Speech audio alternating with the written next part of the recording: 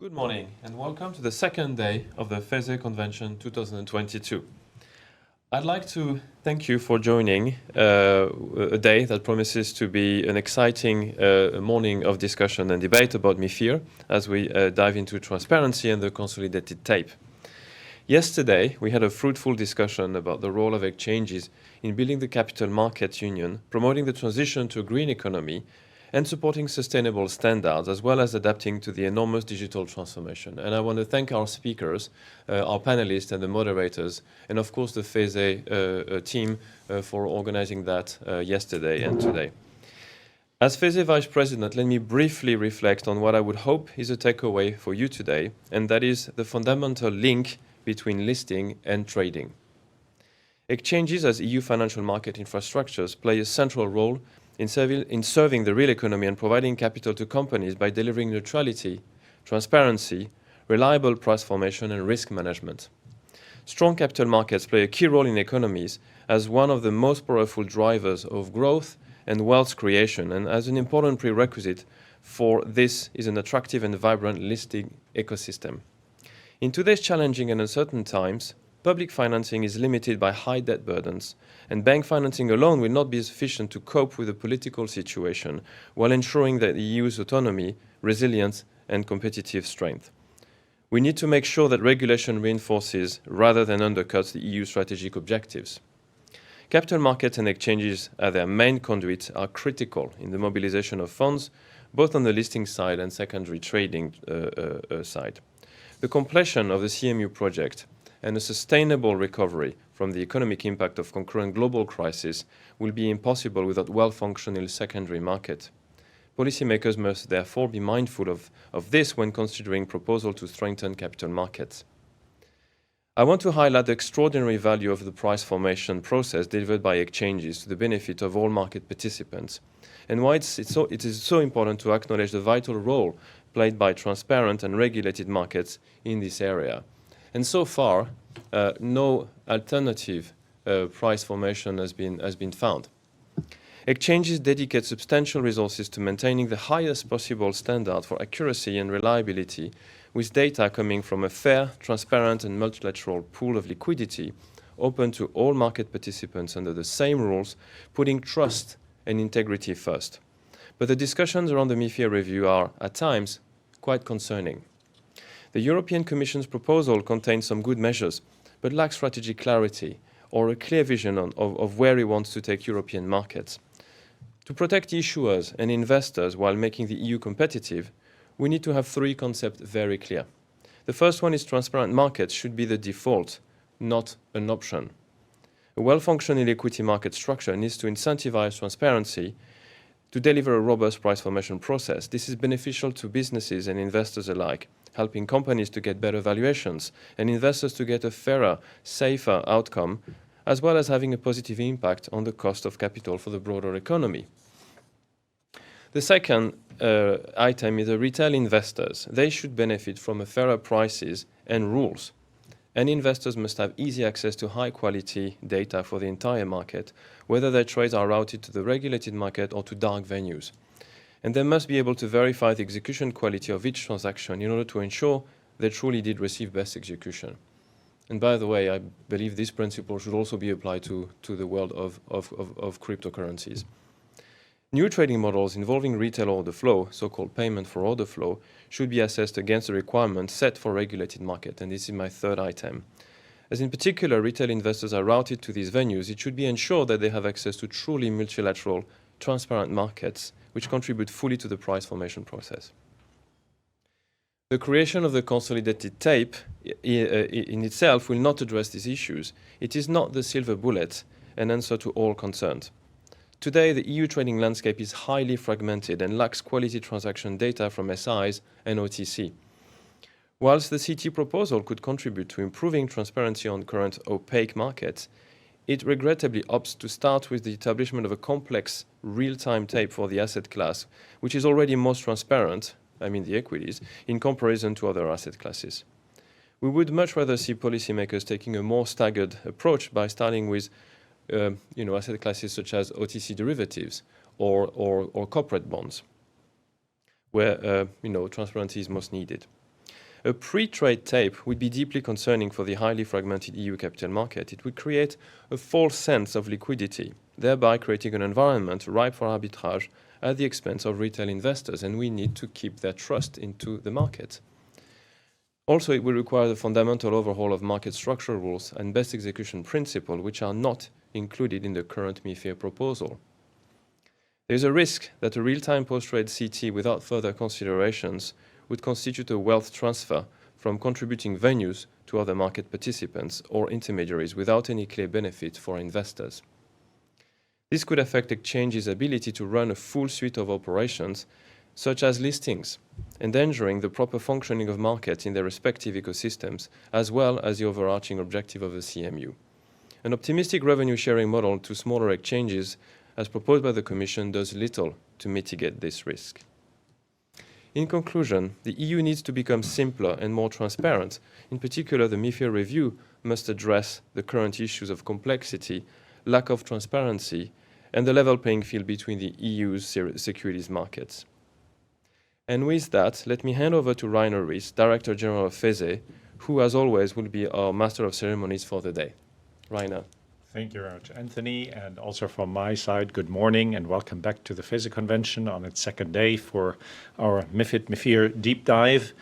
And just to comment again, as yesterday, you can enter questions that you would have to the speakers through the comment function, so please feel free to submit those. And without further ado, it is on me to introduce our first keynote speaker of the day, Verena Ross, the chair of ESMA. Verena, the floor is yours. Thank you. Thank you very much, Rainer, and good morning, ladies and gentlemen. I'm delighted to be able to speak here today at the FESE Convention. And I understand also from what Anthony just said, you had a very productive session already yesterday. And the focus of today's session is clearly on one of the key pillars of the EU capital markets and its regulation, the ongoing MiFID review. As ESMA, we have always been supportive of the ambition to create a genuine single European capital market. The Capital Markets Union as such is not a new project, and we made some important progress since 2015. However, much has happened during this period as well. The UK is no longer a member of the European Union. We went through a global health crisis with COVID. Sustainability and digitalization of the economy are transforming our world, including the financial sector.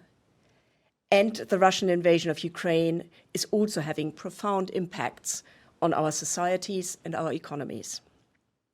Hence, integrated capital markets in the European Union, including a strong regulatory framework and consistent application, have become more important than ever.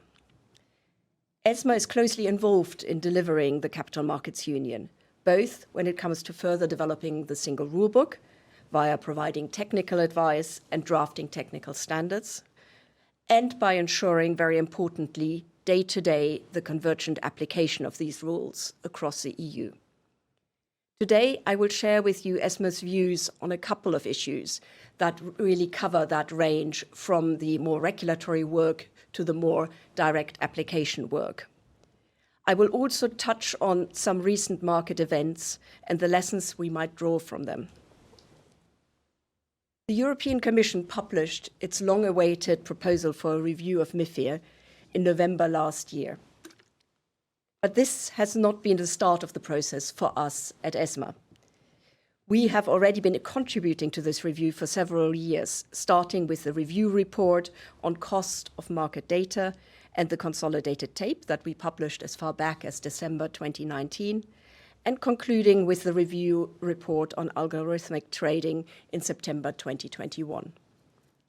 Many of our proposals, such as on the consolidated tape, the equity and non-equity transparency regime, and investor protection, have made their way into the Commission's proposal. Not surprisingly, therefore, we are overall very supportive of the proposals that have been put forward and share their ambitions. At the same time, it is fair to say that we also have some suggestions on how some of the small technical details could be improved further. The Commission proposal is now in the hands of the co-legislators, and we hope that it will be possible to conclude on the file quickly. I know that many of you are closely following the negotiations and are ready to share your expertise to help to further fine-tune the text. The review is extensive and touches on many different areas, and it would be impossible to cover all of that in my short remarks today. I will therefore focus on the creation of the consolidated tape, since I know that this topic in particular, and Anthony just referred to it, has many of you particularly concerned.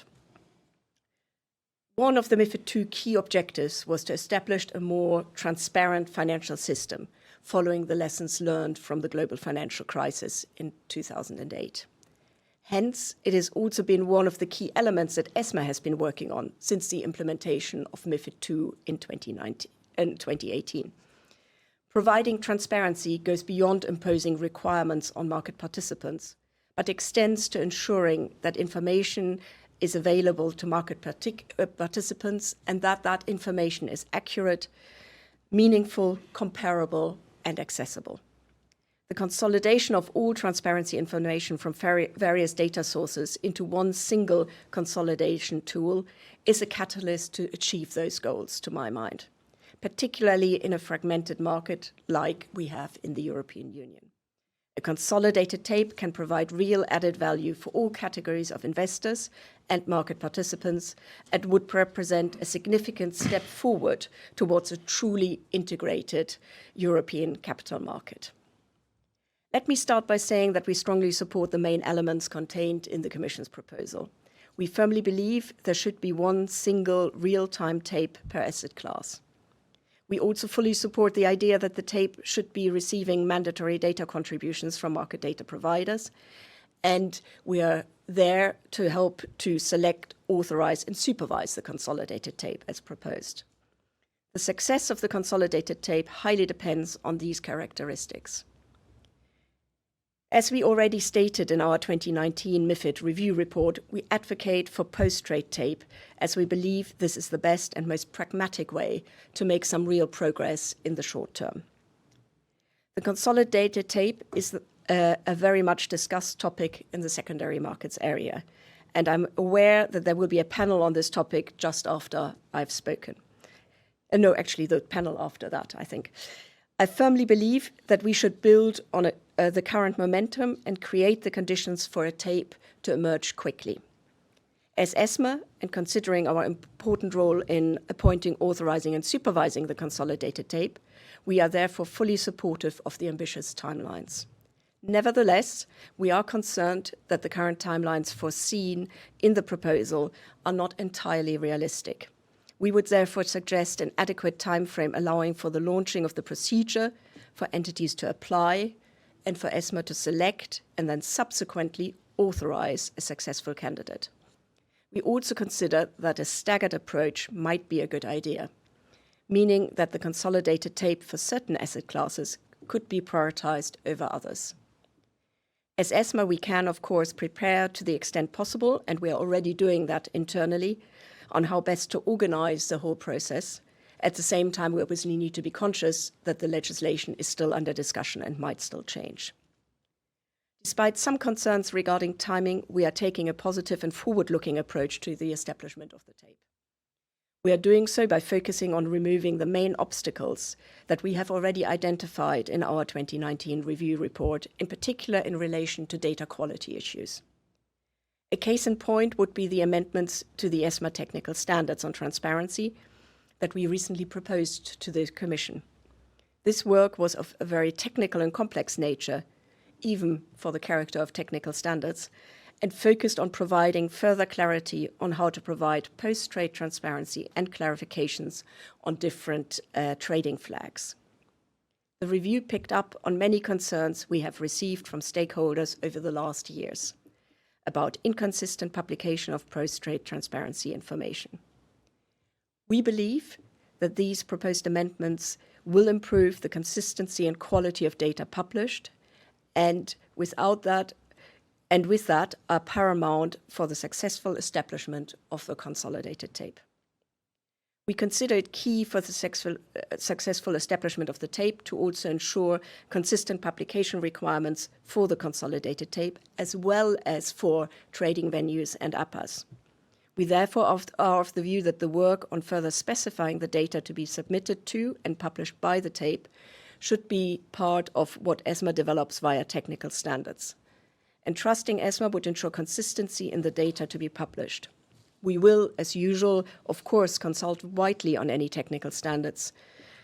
Just to give you an example, to the last consultation on the review of transparency technical standards, we received almost 60 responses covering a large and diverse range of different stakeholders. We will continue working on data quality, particularly in relation to OTC data, where clearly the data quality is not yet of the required quality. This remains a top priority for us.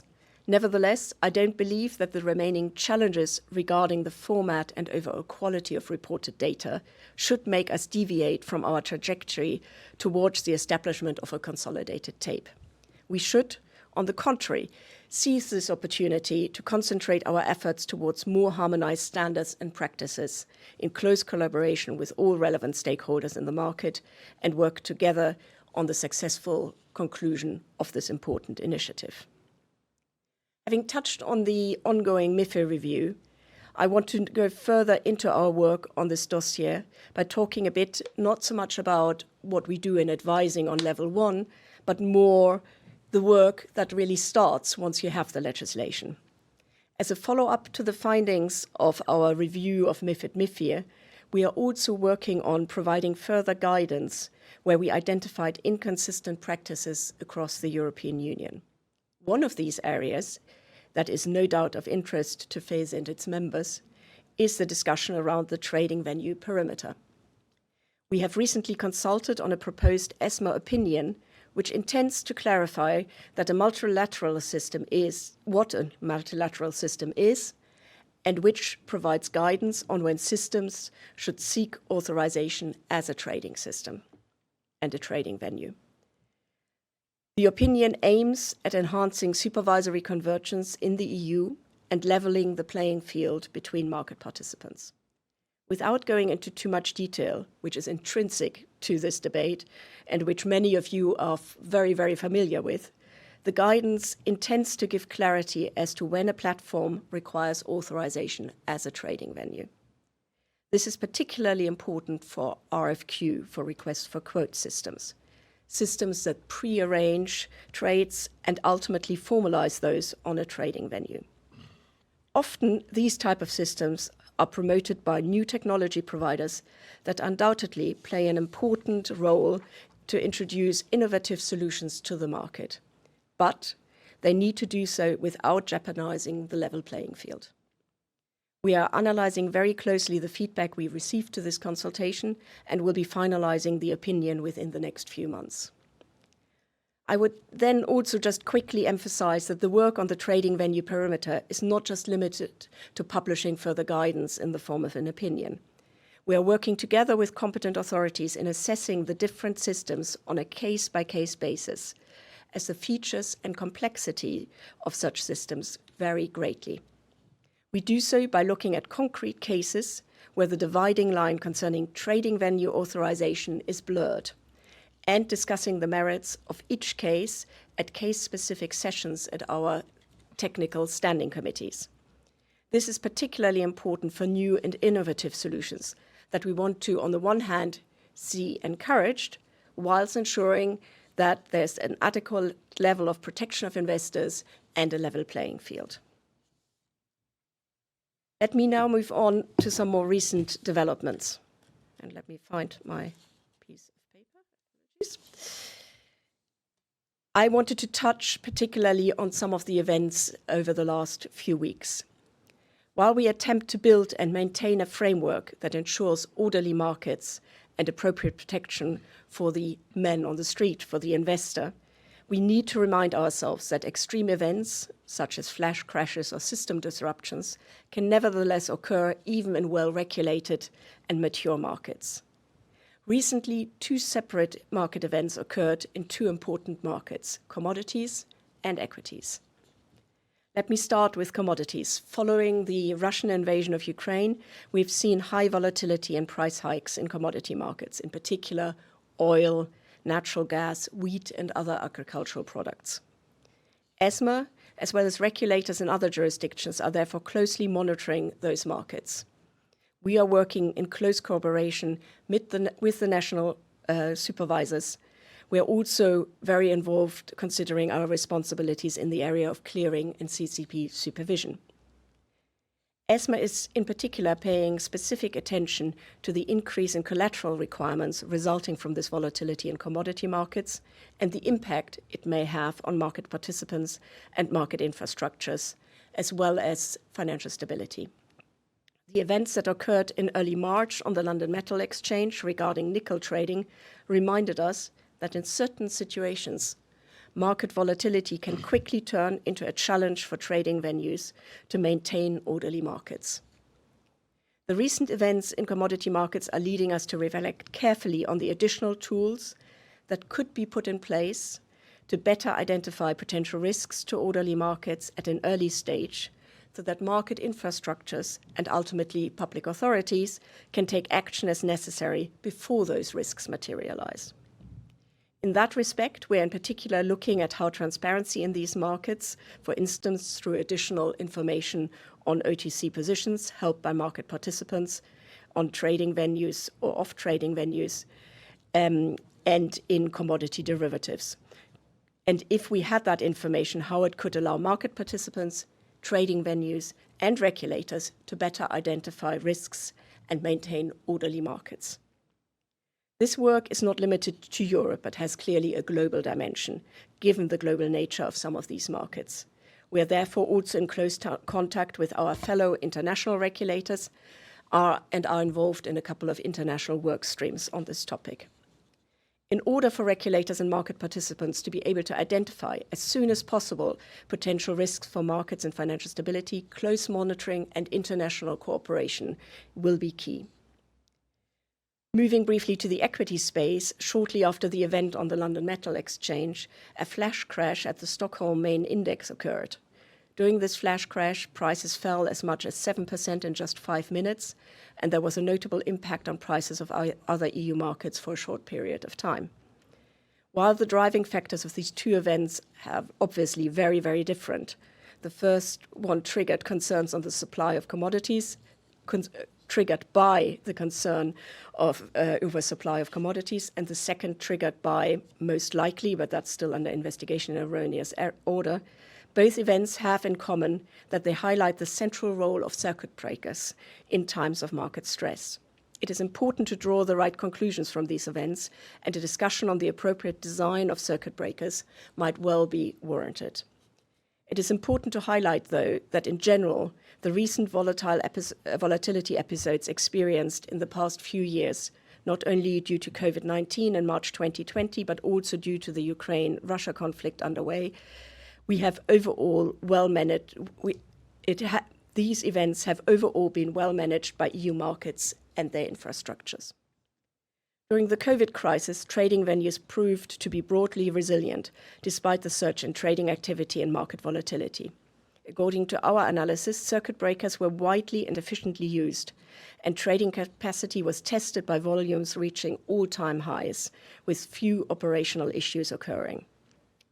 The weekly number of circuit breakers trigger events on the constituent stocks 200 reached record levels of 2,000 and 3,000 in the second and third week of March 2020, before stabilizing in April 2020 back to levels close to the long-term average of around 42 such triggering events per week.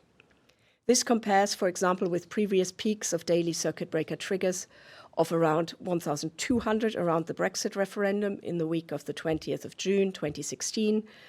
Circuit breaker events also faced a modest spike in February this year following the emergence of the conflict in Ukraine, with around 400 to 600 circuit breaker trigger events in the last week of February and the first week of March, respectively. As I said, although trading venues have proven to be resilient in the past years, outages and flash crash events can still occur and can have detrimental effects on well-functioning and ultimately also to the reputation of markets. While circuit breakers appear to have functions as they are intended, also in the case of the Stockholm event, by helping the market to bounce back, we should always use such events to look back and consider, are there lessons to be learned?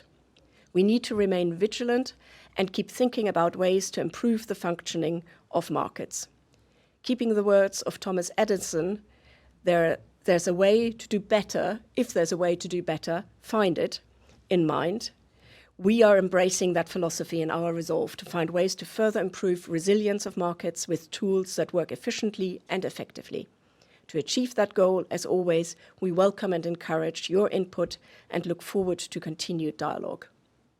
Ladies and gentlemen, it was a great pleasure to have the opportunity to speak to you today at the heart of Europe in a studio in the middle of Brussels and talk about some of the challenges that we are all facing today, and particularly we as securities regulators.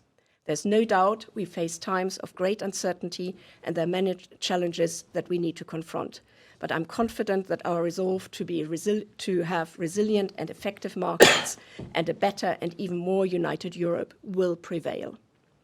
We have to embrace the challenges with an open heart.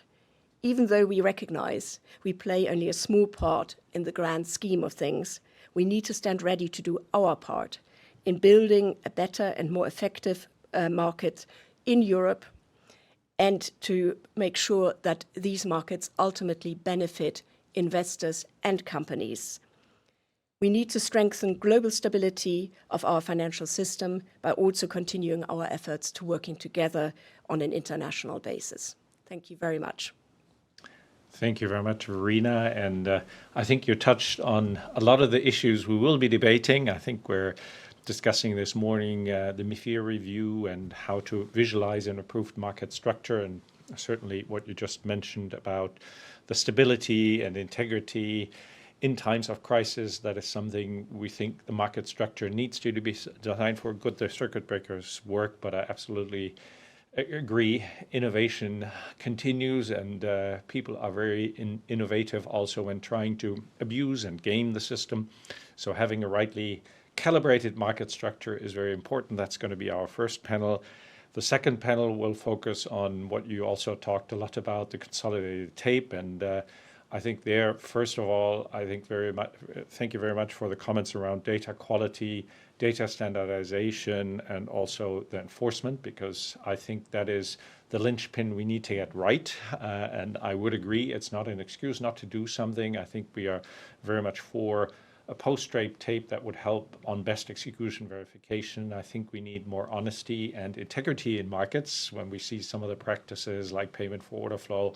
That is important. So thank you very much for these words. That is very encouraging, and I think frames very nicely the debate we will have today. Just in a moment, we'll have our first panel looking at the market structure and the MiFIR review proposal. But before that, a short video, and then we'll be right back in a couple of minutes. Thank you.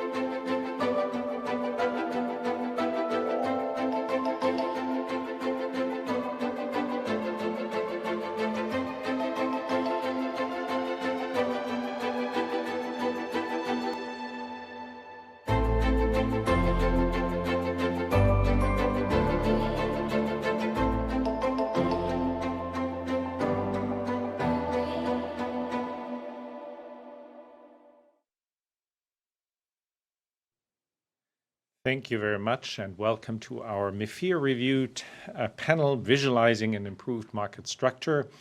And I think we just heard in the speech from Verena how important a functioning market structure is for efficiency and transparency of markets. And I think if we're talking about capital market union, that is certainly a prerequisite for a capital market union that delivers for funding the real economy, for really being inclusive and fair to all investors, and last not least, deliver on a robust and efficient price promotion process that the economy relies on for pricing the assets.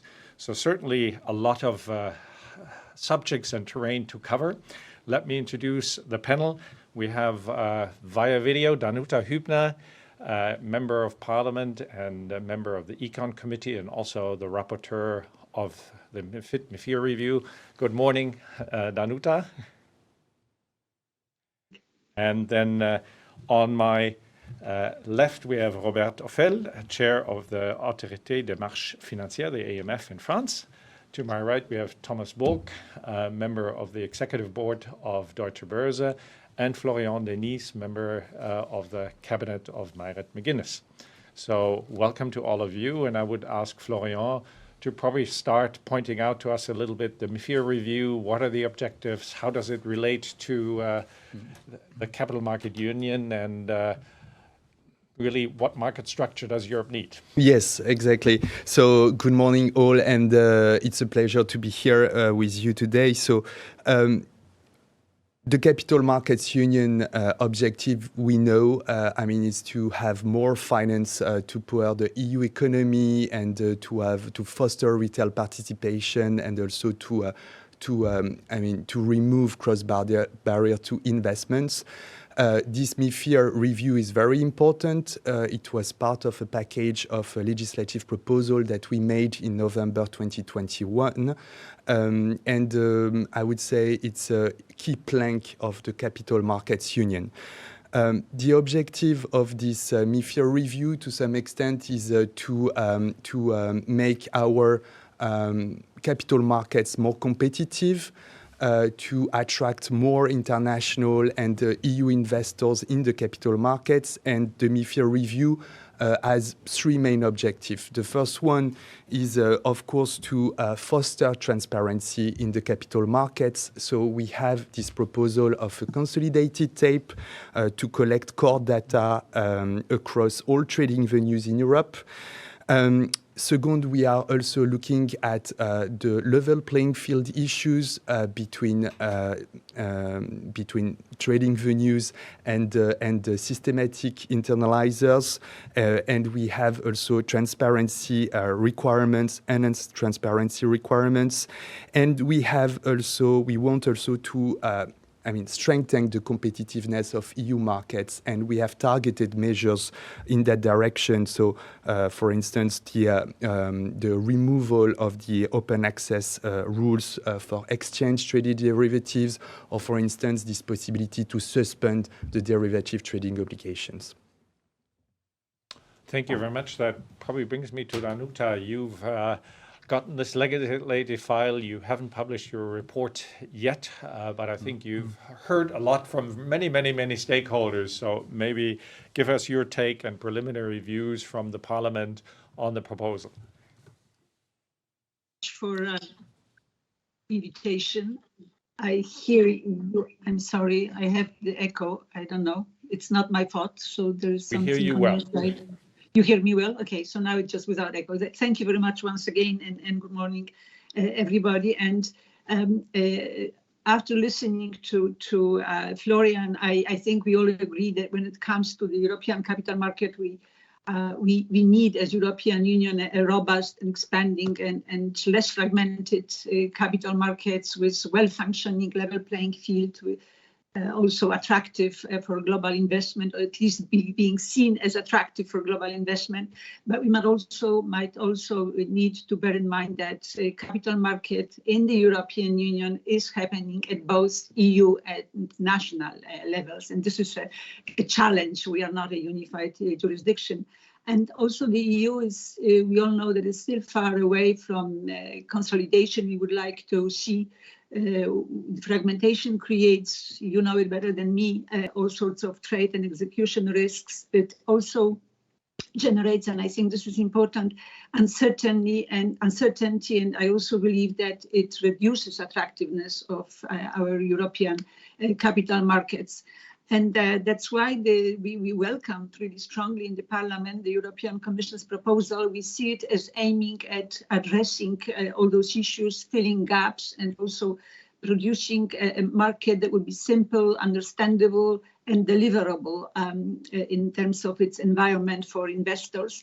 And the question, of course, is whether we are, even at this stage, ambitious enough, and whether what is there already on the table and what we are discussing is at all politically deliverable. We have history of where we had also problems with this aspect of our ambitious proposals.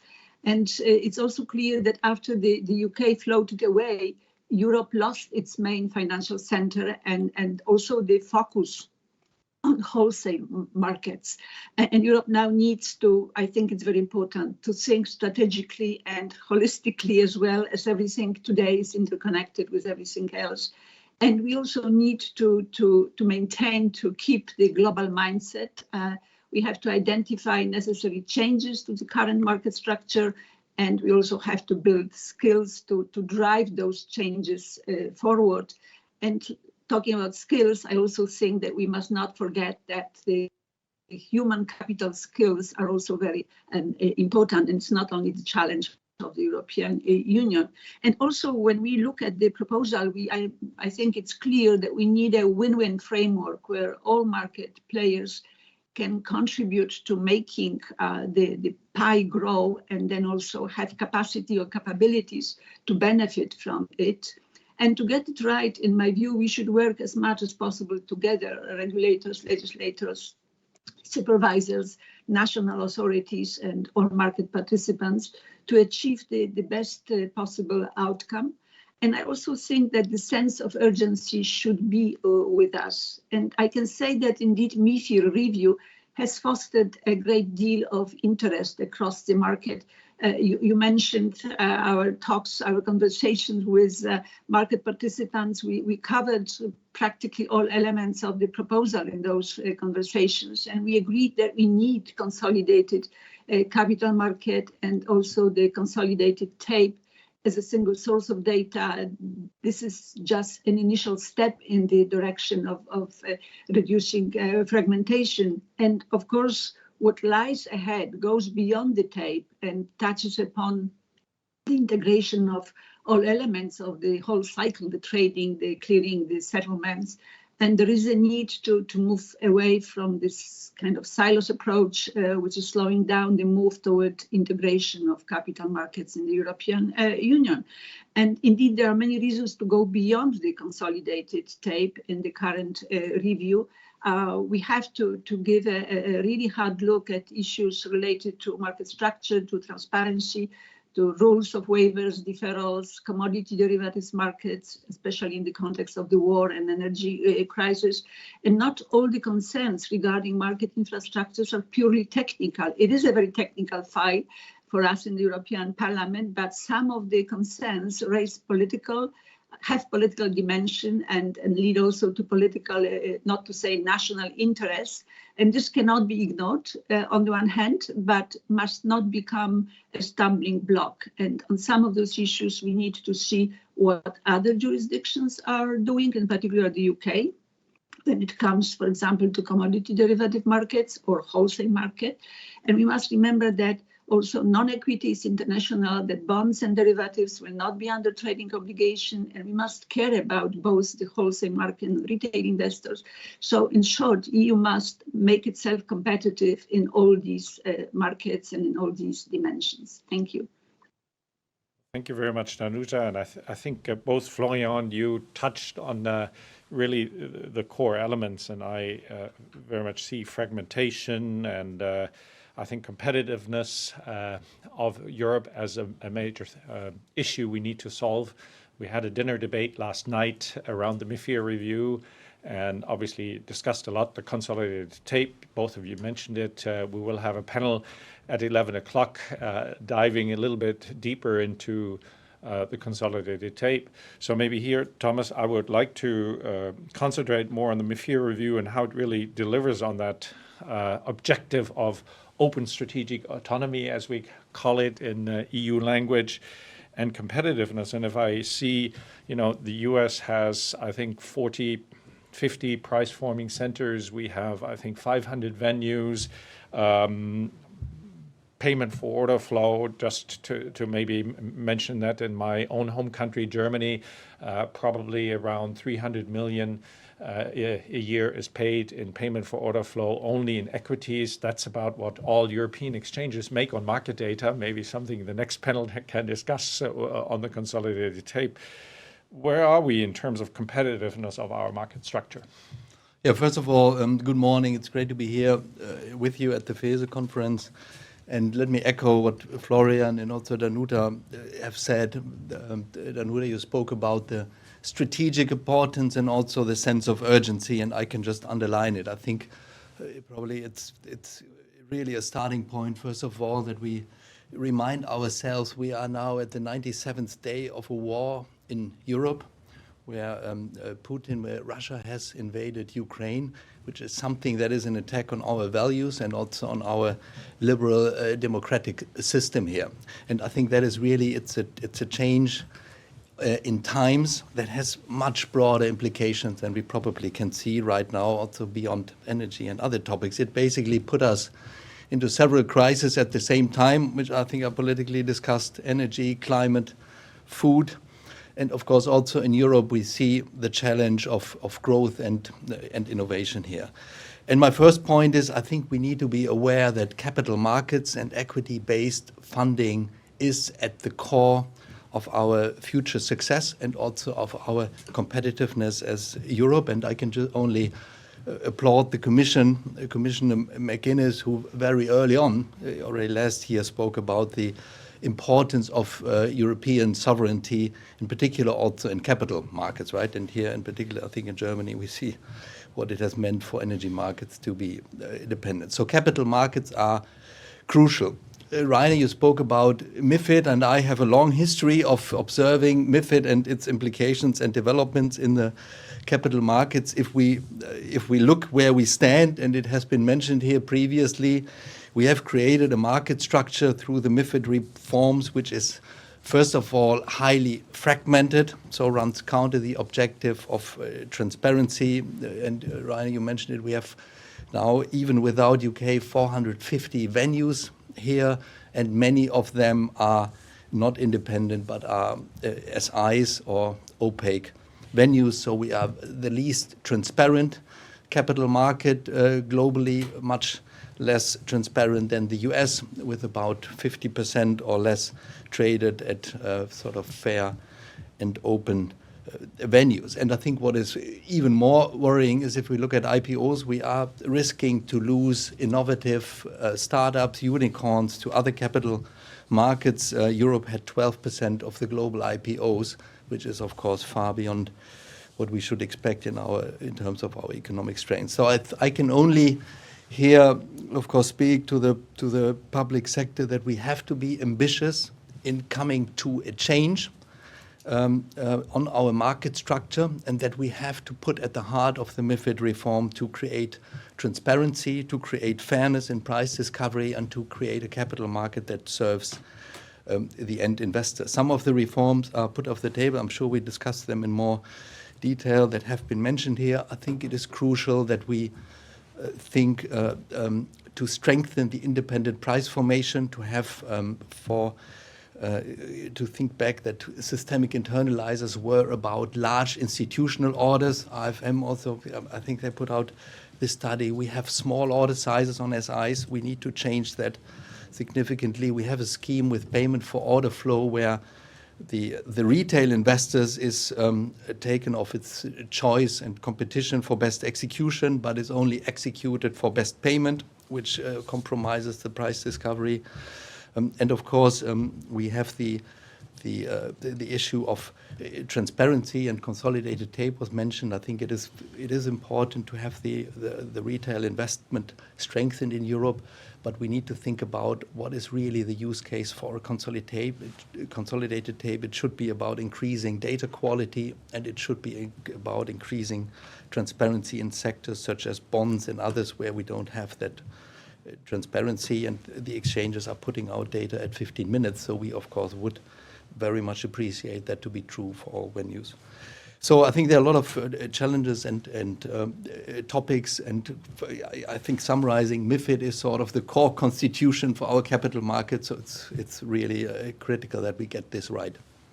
No, thank you, and I think we'll highlight a little bit the market structure and price formation probably in the next round. Before that, maybe Robert, just from your view as a regulator, I mean, CMU and market structure from a supervisory perspective.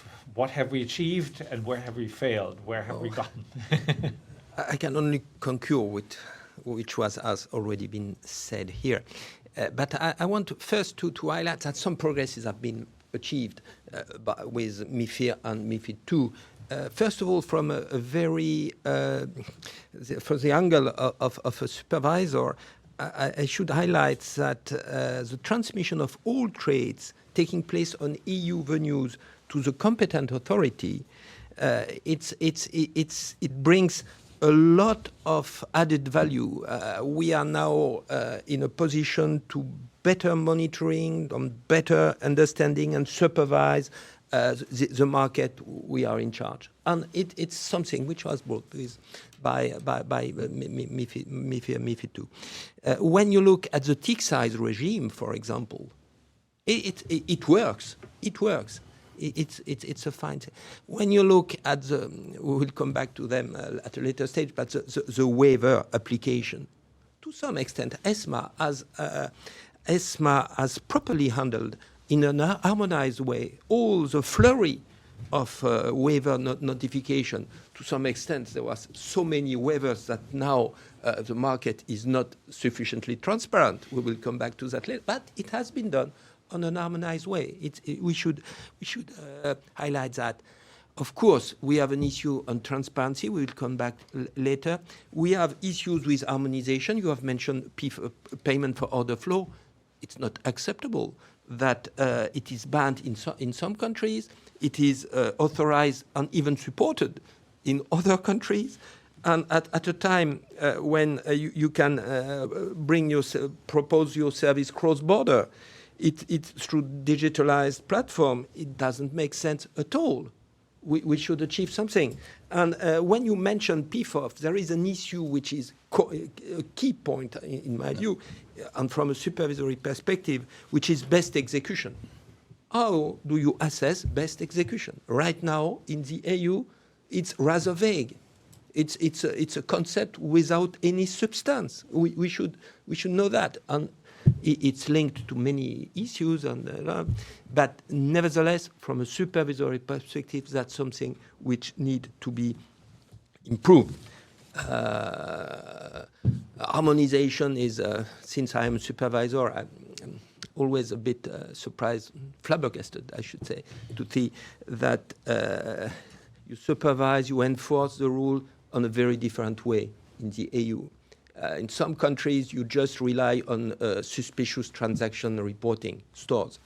In others, you have a different approach. In France, we are looking at order book. We think that market abuses, you can't detect them without looking at order books. But it's not done on an harmonized way in Europe. It's an issue to some extent, I wanted to mention. No, I fully agree. Maybe just if you could shed a bit also, I think globally, how do you sort of see us, if I think back to the financial crisis, and you spoke a little bit about MiFIR has achieved something, but I think the original intention after the financial crisis that the G20 had was probably a bit more ambitious what we did. How do you see that from a supervisory perspective? I have mixed views. From a supervisory perspective, I should say that the main progresses have been achieved in the derivative perimeter, with an increase in standardization of the trades and the recourse to central clearing on a massive way. And both trend, standardization and recourse to central clearing, they are improving price formation mechanisms because you have no longer any counterparty risks and it's standardized, you can compare, that's fine. Regarding equity, it's fair to say that neither transparency nor price formation have improved.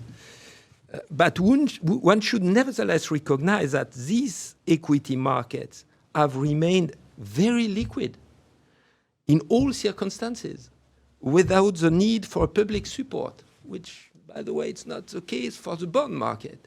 So I have balanced views, but nevertheless, it's absolutely clear that from a transparency and price formation perspective, we need to make progress in Europe.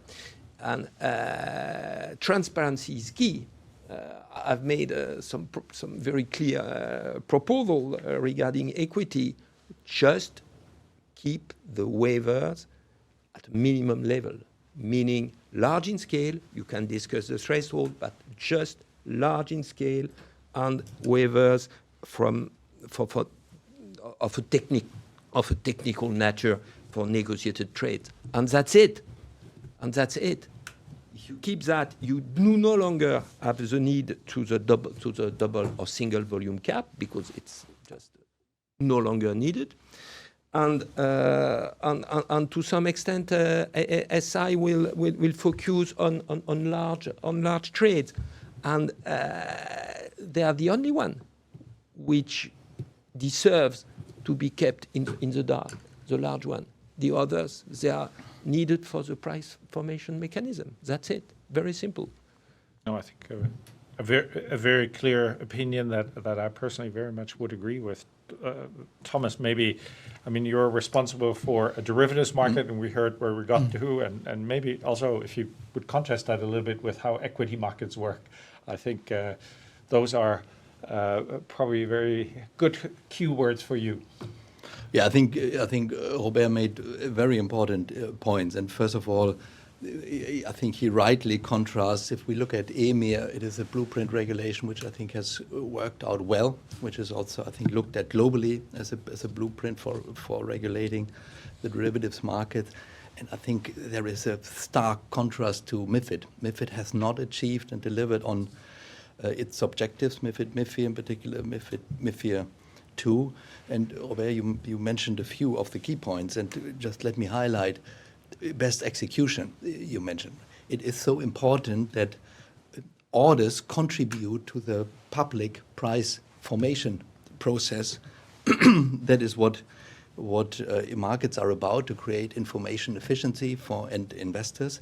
And of course, if we let more and more orders to be executed in the dark and not contribute to that price formation, we have a severe problem in the end, right? And this is getting bigger, and the share of sort of what I would call price formation not being fair and independent, but where orders are executed against a trading interest, is just increasing more and more. And I don't think that any of the regulators is really able to sort of police the best execution requirements, right? And I think that is where these points come together in terms of market structure. We need to think about what do we want to achieve, and I think we need to have a strong framework for price formation that serves also the end investor. And there, I mean, as stated, the amount of orders that are executed in the dark has to be reduced. We have to reduce the waivers there,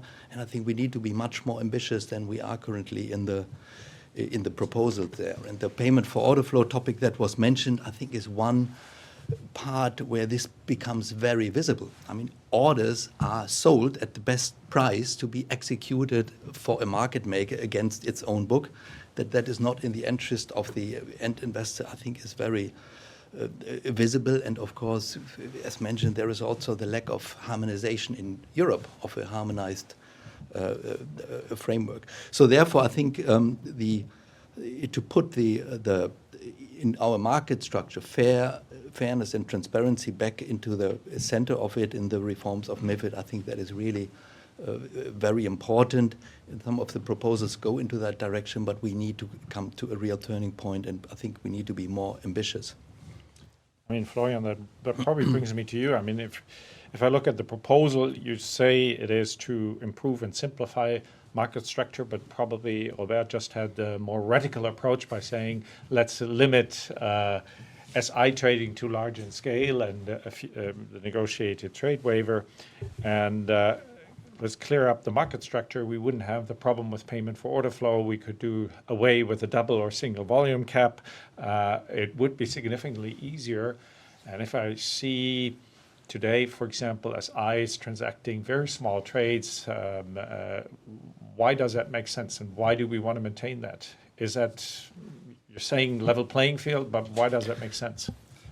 Okay, so, I mean, the first thing I would like to say is that, I mean, okay, we can criticize the MiFID framework, and I think it's good to improve it, and that's why we have this proposal in the first place. I think that it's also a recognition that we need to improve, especially because, I mean, we had Brexit, so we also need to think about the capital markets that we need for our future. So I think it's very important, and I think that there is a principle in MiFID on which we should recognize that it's good for the competitiveness of our capital markets. It's competition among execution venues. So then there is always the question of the level playing field. And in that space, I just would like to say that we have included measures following ESMA advice, by the way, to level the playing field between systematic internalizers and lit venues. So, I mean, we have the increased quotation obligation for SIs. We have put a floor on the reference price waiver. We have put a floor on the ability of SI to match at midpoint. We have also aligned reporting formats and the reporting obligations we have proposed. I mean, then it's to the co-legislators and to do their job. But I mean, we have proposed the alignment of those obligations between SI and trading venues. And on the top of that, PFOF was mentioned several times by Thomas and by Robert. Yes, I mean, the segregation of retail orders, which are directed to specific HFTs or SIs, I mean, it's not good for the price formation, and we all agree on that. And that's why there is a ban, a proposed ban in our proposal. I think that it's important. I think retail order flow represents 6 to 7%, I think, of the total orders, the flow of orders. So it's very important for price formation. So we know that sometimes PFOF say, I mean, the supporters of PFOF say that it's good for retail investors. We have doubts about that in the first place because we have studies showing that it's not good. And on the top of that, I think that it's not good for the market structure and for price formation. Maybe brings me back to Danuta. I mean, the European Parliament, when I look at the last discussion we had with MiFID II, I think was a very, very strong advocate for additional transparency. So I think when it comes to limiting dark trading, for example, the Parliament was very, very active at the time. And I think market structure and price formation played a big role. Florian just said 6-7% today are retail. If I look to the US, in the US, retail is probably 40-50% of the market, so it's significantly better. That is probably also the capital we need to attract, where we need to create the trust of retail investors to come fund our economy, to fund it at a very crucial geopolitical time. If we look at the war, and we had yesterday the Ukrainian ambassador here with us. So I think, you know, it is a time where we need to mobilize retail investors, and we probably need to do that with transparent market. That's something you've been fighting for. How do you sort of see this? How can we increase transparency this time around? No, you are absolutely right that the European Parliament has always been kind of obsessed with the transparency. On many occasions we proved it. But let me just make two comments before I talk about transparency, because I think I don't remember the panel that I was on, which used the word competitiveness in the context of European financial and capital markets, and I appreciate it very much that it is welcomed, and let's stick to it. And I also agree with both Robert and I think Thomas were also talking about some achievements, and Torian, of course, as well. There were some achievements of the MiFID that it was, I think we learned a lot.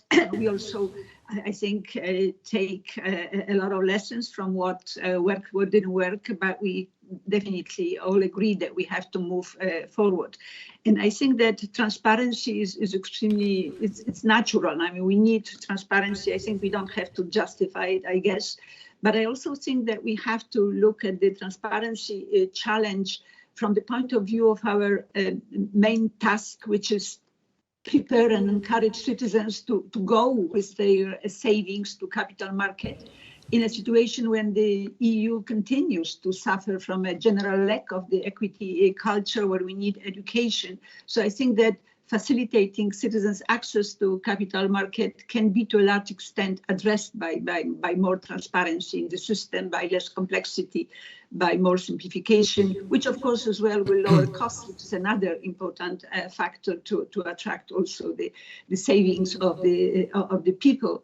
And I think that the problem is that through all the efforts to regulate this fragmented market or markets over the years, we created also a system that is excessively complex, and this paradoxically includes transparency rules. And you all talked about those rules regarding waivers, deferrals, and double volume caps. So this complexity that is just reducing the benefits of transparency, that is also resulting in additional administrative costs that of course have impact on competitiveness of all, I think, European platforms. This is absolutely clear. We have to address transparency in this context, especially that we see, you talked also about retail, that this lack of clear view on the markets often discourages small local investors from broader market participation, as they do not have the clear view of prices or volumes available in the market. So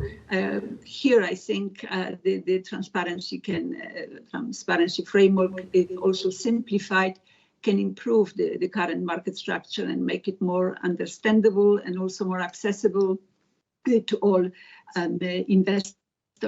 And among the options that we have been considering in the discussion so far, we are looking also at streamlining the deferral regime for fixed income, which is both too complex, which is too lengthy, and for example, removing the discretion of NCAs, which of course politically will be difficult on the deferrals, could simplify the regime and lead to a level playing field across Europe with more certainty for investors, with less complexity. Also shortening the deferrals can have a positive impact, and we have looked into the experience of the US, which I think shown that the greater transparency associated with shorter deferrals has led to a reduction in costs for the end investors, and I think they are continuing this thought of thinking of further reduction of the further shortening of the minimum deferral period even further to 60 seconds. And another, of course, possible change in this context of transparency could be the revision of the system of waivers and the double volume cap. And we are also looking at what the UK is just planning to do. And I think what Commission proposes is a good starting point, and the Parliament would like to go further than that still, for example, by empowering ESMA to define the threshold for the reference price waiver, that level one, as co-legislators, we could, for instance, only consider a cap or a floor, and then ESMA would calibrate and revise periodically the actual threshold, so we could have a more flexible regime. We see a role for ESMA that could intervene should the market participants behave in a way that compromises the price formation process. And you talked about lease, and I think we are all looking at all those issues. And of course, last but not least, there is a role for the consolidated tape. itself in this transparency effort, and it can deliver real value, I think, to European citizens. And we also know that people, usually ordinary people, usually not institutional investors, usually access the market either directly, which is, I think, still a minority, or through small and mid-sized brokers. So if we improve the visibility of trading data and reduce the cost of accessing trading data for these brokers, it can have potential to improve the services also and the prices. These asset managers can then present a better price and best execution to the citizens and also retail investors. Thank you. No, thank you. And maybe let's come back to PFOF just for a second, Robert. If I look, okay, the ban is proposed. If I'm sort of thinking about it, and I've been in markets for over 30 years, I know, the explicit contracts, that's one thing. You pay me for the order I send you. I'll also know there's a lot of barter deals and a lot of things that don't necessarily are a direct payment. So if we're thinking about that practice, maybe, what is sort of your take as a regulator? What are the problems that PFOF brings, and how can you get the box of Pandora closed? Is it the ban, or are there other tools? I clearly favor a ban, I should say, with 27 national competent authorities applying a 27 way of addressing the best execution principle, and with financial services which are more and more cross-border through digitalization. Let it make it simple. A ban will make the job. It's done in the UK, by the way. We are always comparing with the UK. There is a ban, if I'm not mistaken, in the UK on PFOF, and it's also the case in Canada. It's already the case in Netherlands. But so in the current institutional setting, I think a ban will be the obvious solution. It's clear that banning payment for order flow will not solve all the issues, because, as you have mentioned, there are many ways of remunerating the flows. But let us start with that. I have no doubt about it. What is totally unacceptable right now is to have different status in the member states. It's the contrary of a capital market union. So, maybe to add a question from the audience, the question is, why should we limit choice for retail investors in terms of execution systems they can access? So why should we ban PFOF? Is it not great to have more choice? That's what the question is. No, absolutely. But let it be very clear. You can ban PFOF and have a lot of choice. With many new brokers proposing a very simple way of trading and so on. That's I think it will just clarify the situation and not reduce the choice. And you could have a very low commission without PFOF. I mean, maybe you're from Germany, the country that where a lot of PFOF exists. I'm German as well, and I have to say, when I open my smartphone and I try to trade in Germany, the first three venues that appear for most online brokerages say OTC, OTC, OTC.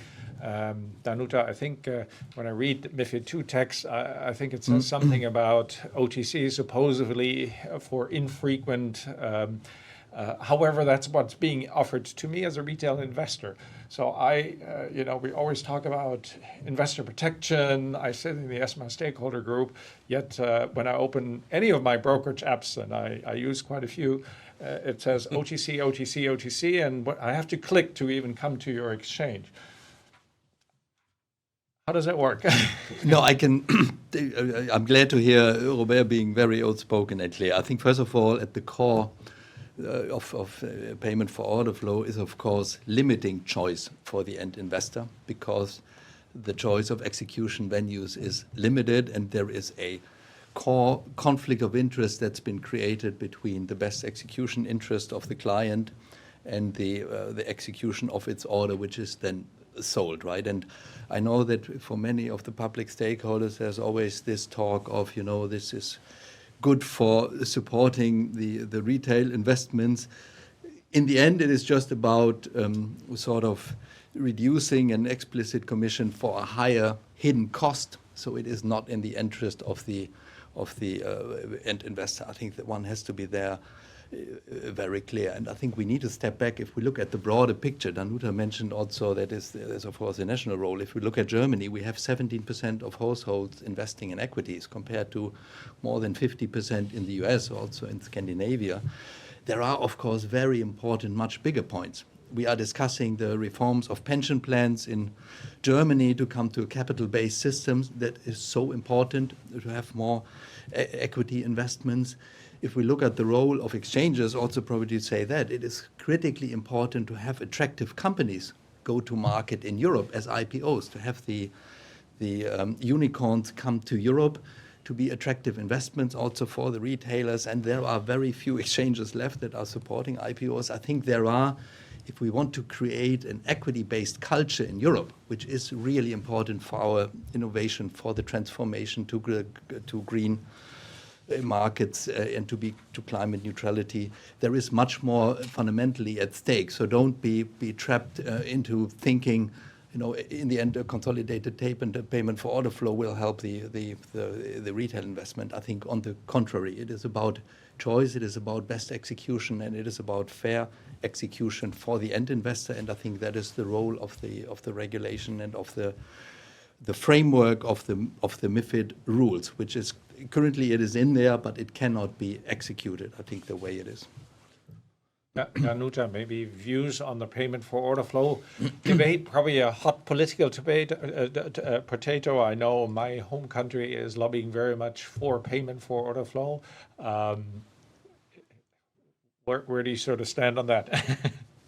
We in our conversations, we listened to many stakeholders, both in favor and strongly against the PFOF.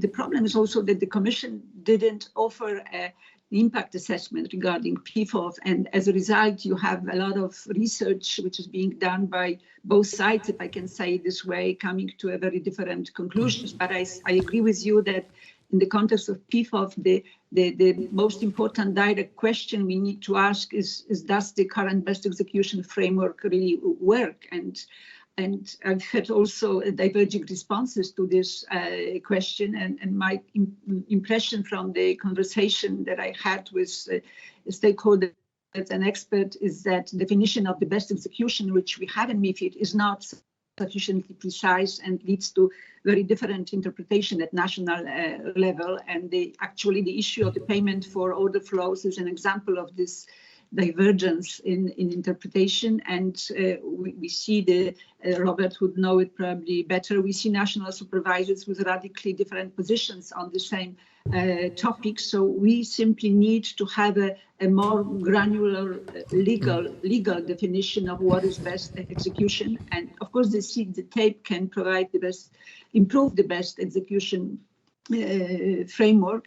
But we are also looking at, among many options, we are also looking at what a pre-trade tape could make in this context, because a pre-trade tape will show the quotations of a given share in real time and provide a benchmark against which the execution by a broker can be assessed. And today we don't have this benchmark. And what we have is a system whereby the same practice is allowed in certain countries and banned in others. And then we have this unlevel playing field very clearly.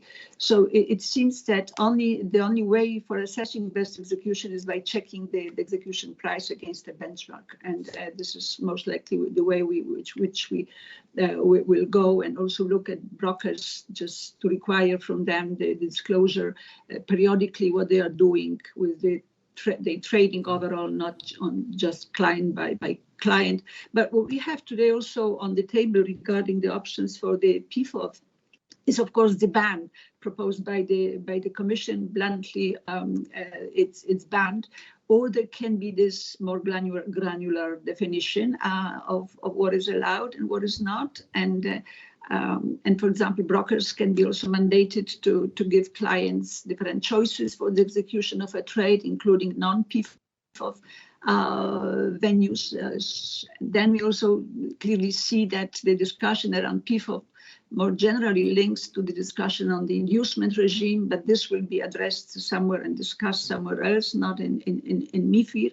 So it is clear that we should have harmonized rules on the best execution framework, and in particular case also on if and how PFOF can be part of the system. We are not yet there with final decision, but we see one is just maintaining the status quo, which we see absolutely impossible. Another one is ban, which is going to be probably politically very difficult. So there is this third option, which is just looking into how we can have a better regulatory framework that would make out of PFOF something that is not raising all the doubts everybody has around this mechanism. Thank you. So maybe, Robert, do you want to react pre-trade tape to a redefinition of best execution? Will that cure PFOF? Oh. You clearly have it's all issues are to some extent linked. Of course, if you have a pre-trade tape, it could be a great help in order to assess the best execution. But the problem is, if you do not have it, what could be the intermediary? It will be a tricky issue for our co-legislator to find this intermediate solution, obviously. Thomas, very brief reaction. We're running out of time. No, I mean, very briefly, of course, there is a very simple way. If you don't want to have a ban, which is just require all the brokers to pass on the payments and inducements they receive to the end investor, right? That is, I think, that's a very easy way out if one believes that this is a good system. But I think fundamentally, of course, there is the problem of even if you have a pre-trade tape, trading happens in milli and in microseconds. An end investor will not be able to validate best execution, right? If you trade against a professional market maker as a retail investor, I can tell you who wins that transaction. So really it is about, I think the consolidated tape is really about creating transparency on those data points that are currently not part of the price formation, because in the end the opaque markets are, or the exchange markets are visible already at 15 minutes delayed and quite public. And it is, of course, about, does an end investor then have access to all the venues that are out there, or is he limited by the framework to be just executed to the market maker that his order was sold to? If I can just add a word, a pre-trade tape will allow the supervisor to check, to supervise how best execution is really implemented, which is obviously not for the retail investor, but a supervisor could do the job. That's it's just post effect. Absolutely post, but nevertheless, you could enforce something. Maybe a short question to close that round around market structure PFOF. I said before, when I go on any of my online brokerages, the first 2-3 choices I get are usually OTC. Would that be legal in France, Robert? Because I always wonder, as a retail investor, that I'm being offered to execute not even in an SI, but in OTC.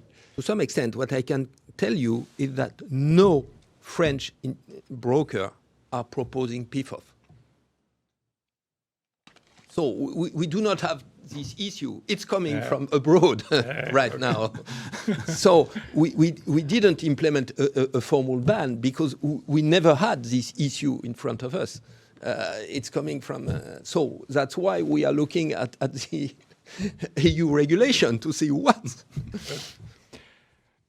Maybe to come to our closing round, and I think I want to talk a little bit about open strategic autonomy and competition, and to probably again come to a bit of a higher level from the very details, and to maybe just use one of the questions to kick it off. The EU has more than 500 execution venues. One of our viewers is asking, is that a result of healthy competition, or do we have a problem with fragmentation? And that maybe goes to Florian, in the sense of the UK is doing its wholesale market review. What are the lessons to be learned? Should we liberalize more?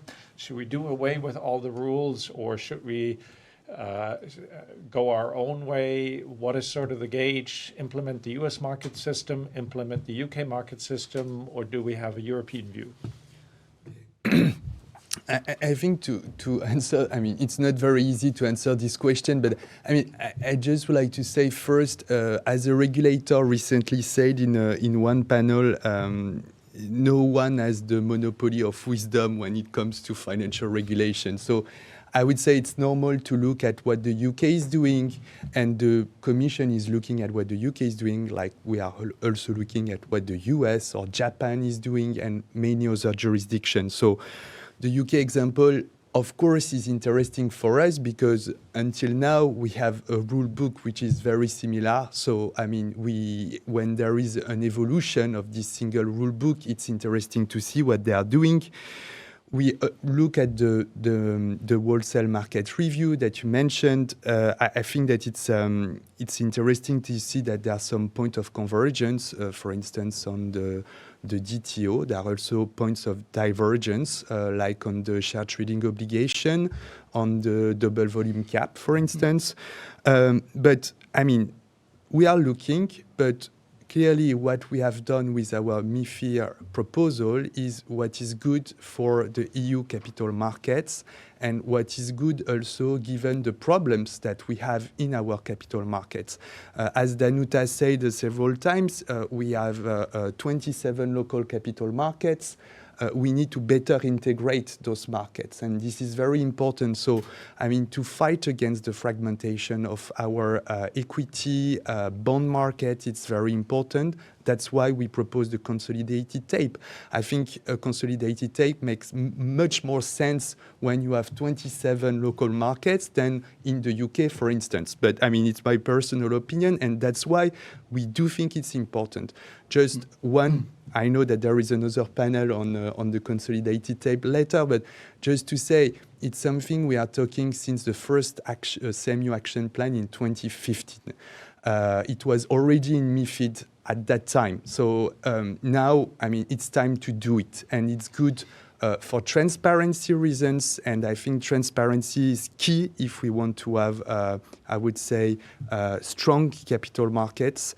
But I think it's also important for integration to make sure that the local market in Bucharest, in Copenhagen, in Paris are connected to this single capital market that we would like to have. And so the tape is important for that. Danuta, maybe over to you, what are the lessons we should learn from the UK, from the US for that matter? And I mean, given the challenges ahead, where does the EU need to go? Yeah, it's true that we need, I mean, we are actually building, comparing with others more from the scratch, the whole system, even though it's not from the scratch, but we can also learn, but we not necessarily have to be the rule takers, but we can have a lot of takeaways which would be useful for us. And I think that we have also to remember when looking especially and the UK is that it was actually UK that was caring about the wholesale market and clearing. And so we are also having to catch up a lot, and we are doing it when you think of EMIR and MiFIR when it comes to those markets. But we have to build our infrastructure to also mobilize capital, to have skills, including human skills. So we have to catch up. What I think is important, what we should not lose, which we had, I think, in the past, largely thanks to the UK, is that we have to keep the global mindset. We are talking about global businesses all the time. We also have to avoid, because of those 27 markets, avoid regulatory arbitrage where national solutions apply. There is always this risk. I think we must also remember that we don't have time to have a period when we are, for whatever reasons, we would undermine the the competitiveness of market participants. We have to care about it very, very strongly. But we could also look at the way we legislate. I know it's difficult. We on proportionate legislation, we have been talking for decades, but we continue to be extremely prescriptive, exactly because of the 27. And we see that in the UK, there is much more trust and much more empowering when it comes to the role of supervisor. I think a supervisor is acting on the basis of a more principle-based legislation, which allows for much more flexibility, is something that can bring also better results. That would be a big issue for us if we could move in this direction. We see a lot in the wholesale review of potential for empowering the FCA to supervise the levels of dark and lit trading, for example, and removing the double volume cap, which was mentioned, but also the power being given to FCA to react if needed. This means trust to supervisor, and I sometimes think that we have not developed sufficient trust. And I think the future must be supervisors will be very important, and the trust must be there. And the UK is also showing a lot of willingness to continuous liberalization. As you know, Brexit on the financial sector in general was a kind of non-deal agreement. So we see this de-alignment coming, most likely in many areas. Also, this liberalization of the markets to make them much more attractive globally. We hear it loudly from the Bank of England and also government. So, for example, they are amending the tick size, the STO, which was mentioned already, will be removed, and also they will simplify the SI regime, make it much less stringent. We also, as European Union, we have to remember that UK will be a direct competitor, and US is also important with a long history of the capital market, but the direct competitor, I see it more on the other side of the channel. So we need to watch the de-alignment or the divergence, and we need to be vigilant. But we have our job to do. But the competitiveness is, I think, at the end of it, as an end of this exercise. Thank you.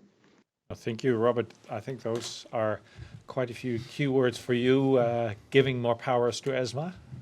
I will encourage that, obviously, because you are more flexible, you can react more swiftly. But the way we should do it in the EU is to put more issues at level 2, which, by the way, it's not totally in the end of ESMA in that case. But nevertheless, having that in level 2 instead of having details in level 1 would be obviously a very important step forward. Vis-à-vis competition is different in the equity perimeter and in the bond perimeter. It's absolutely different because, to some extent, we have the STO in the equity world. And as mentioned, in the equity world, the competition is more for the listing with the US.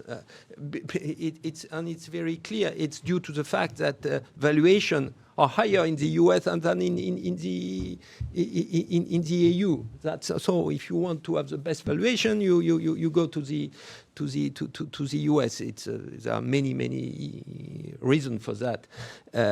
But let me also mention that we have for SME growth market, in the SME growth market framework, we have a threshold as 200 million market cap.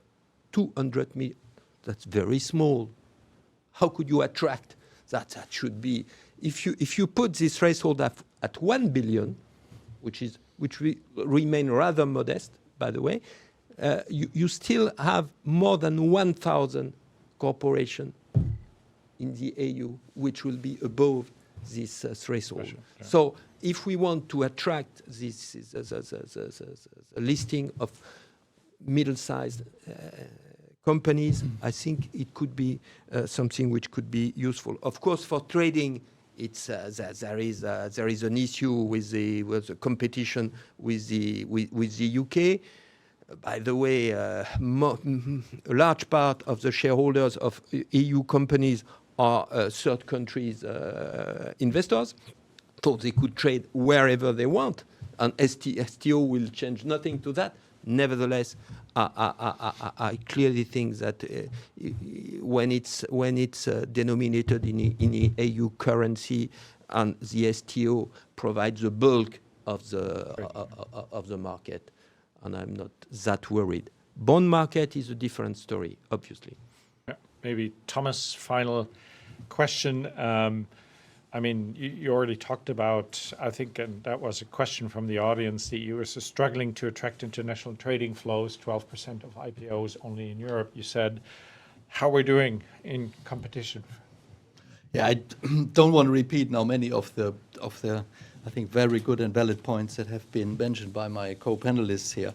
But getting to my starting point here for this panel, I think if we look at the geopolitical situation, and Brexit puts the spotlight on it, of course, the departure of the UK, historically, I think we will look back, it will be seen as a mistake in a way because it weakens Europe. It is what it is now.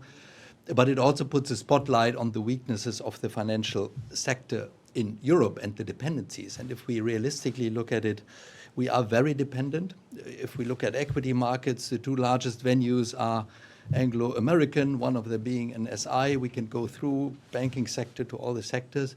It is critically important that we are putting an emphasis, if we speak about competitiveness, of building the European sovereignty and also the European, strengthening the European FMIs. That will be important for regulators, for politicians to get their overall objectives achieved. And I think we are not there yet, but the Commission has put that out, which I very much support as an objective. So we need to put our emphasis on strengthening our European financial market infrastructure providers. We need to be much more confident, much more brave in what we are doing globally. Of course, be open for partnerships, but reduce our dependencies in critical sectors. And if you now go down, I think MiFID is a spotlight, Listing Act is another panel, not for today, that Robert mentioned.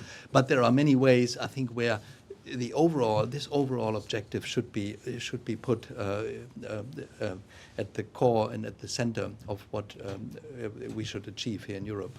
But let me thank my panelists, Danuta remotely, and the panelists here in the room. I think we highlighted, a lot of convergence. We want to get a market structure that delivers good price formation and transparency, that brings more light into the dark. I think that is a good agreement. We will work on the details, how to achieve that further in the legislative process. And obviously, I think we also heard a lot about the tape. That will be the next session. Rosa Mestre, Deputy Director General of FESE, will moderate that panel. Before that, we have a short video from NASDAQ, and we'll be right back. Thank you, all of my panelists. Thank you. Thank you. Feel that? That's the beat of global markets, the rhythm of the world. For most, the cadence of today. To us, the pace of tomorrow. It's people and machines uncovering opportunity. Cloud computing providing endless capacity.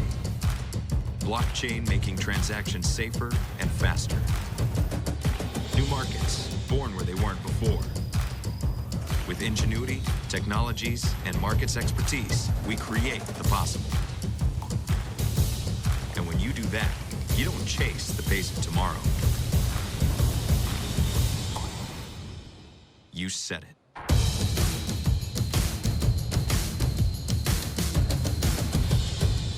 NASDAQ. Rewrite tomorrow.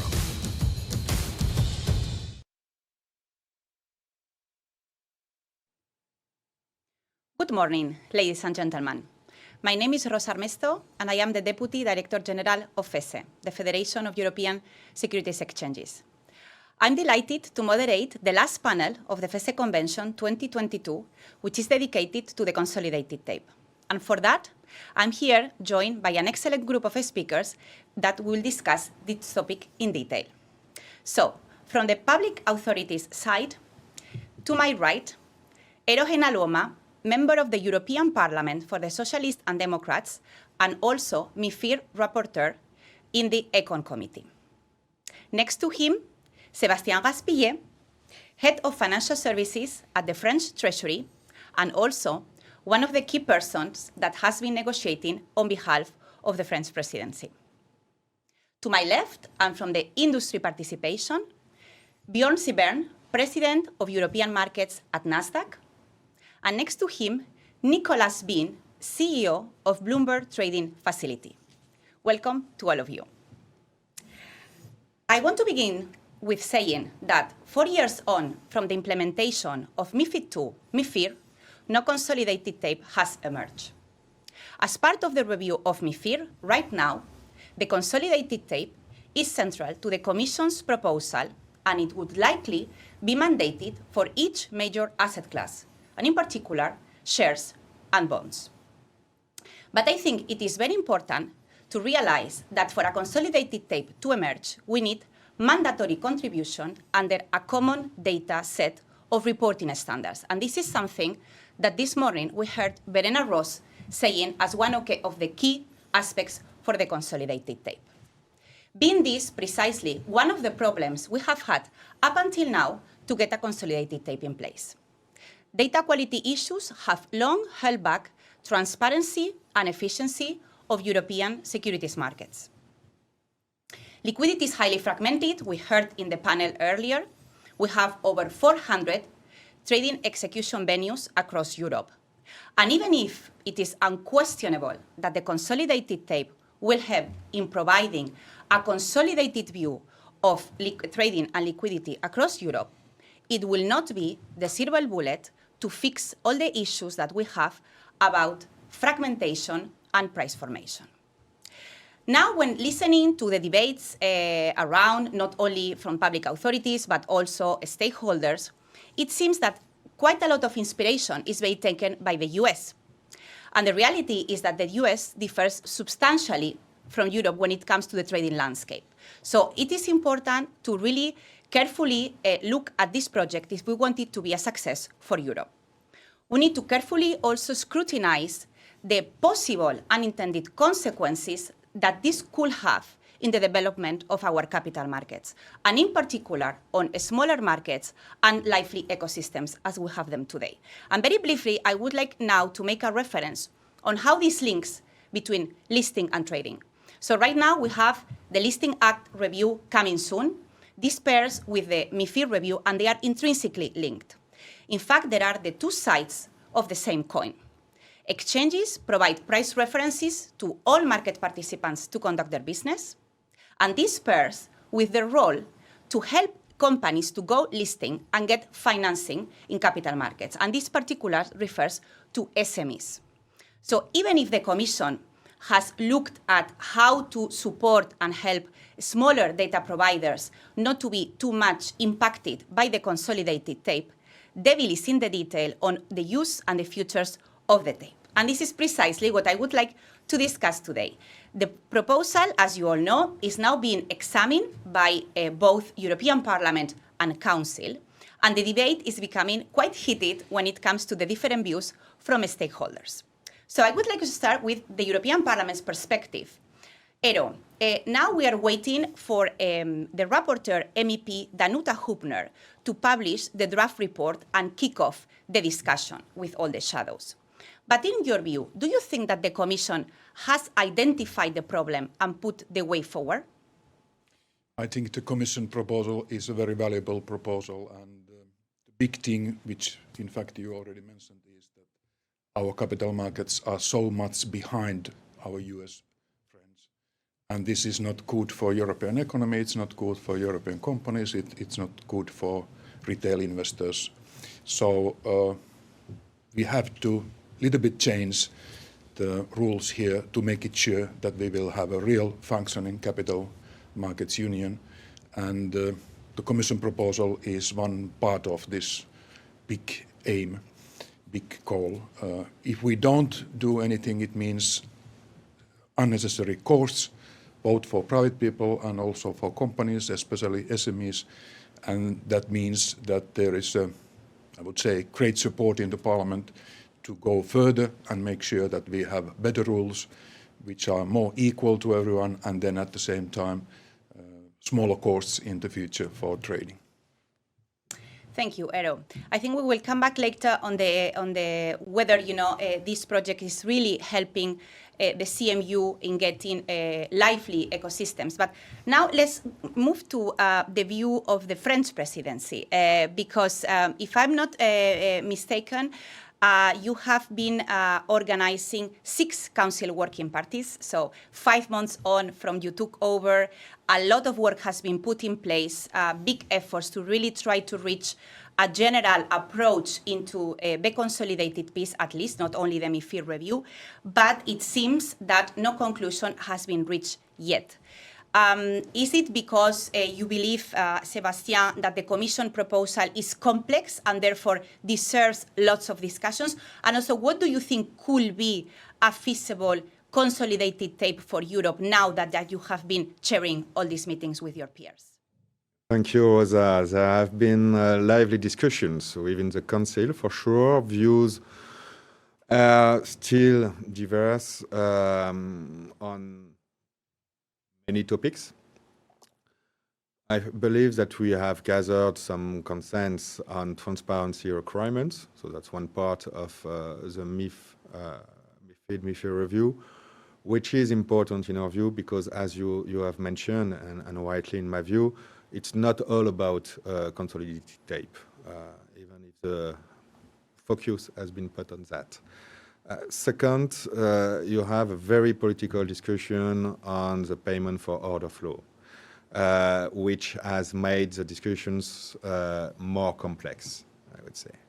But it has enabled also to see that the concept of best execution, which is at the heart of MiF regulation, is not really well applied within EU. I mean, in an harmonized way and with a sufficient degree of control by market regulators. So that's an issue, and much broader than the question of payment for order flow. And then you have the consolidated tape. I mean, we have, as many other stakeholders, criticized the slow progress of capital markets union in the past. And one reason for that is probably that there is still insufficient political support. You have a macroeconomic speech which is very clear normally on the need for developing capital markets in the EU. But when you go into concrete measures, it's much more complicated because it's all about regulation, about very technical stuff, but which can have quite important consequences. So consolidated tape, besides its technicalities, I would say, has also gained quite political traction as a tool to materialize what can mean capital markets union. It's just to say for market participants that you have this further dimension to take into account. So in the end, what we do want is very simple.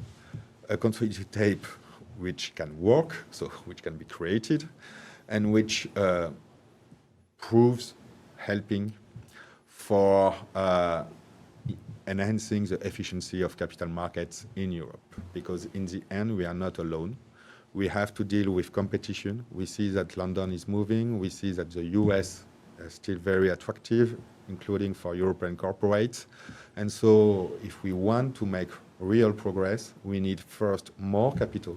That's very important. But second, also better functioning capital markets. We believe that a well-designed console tape can be part of that.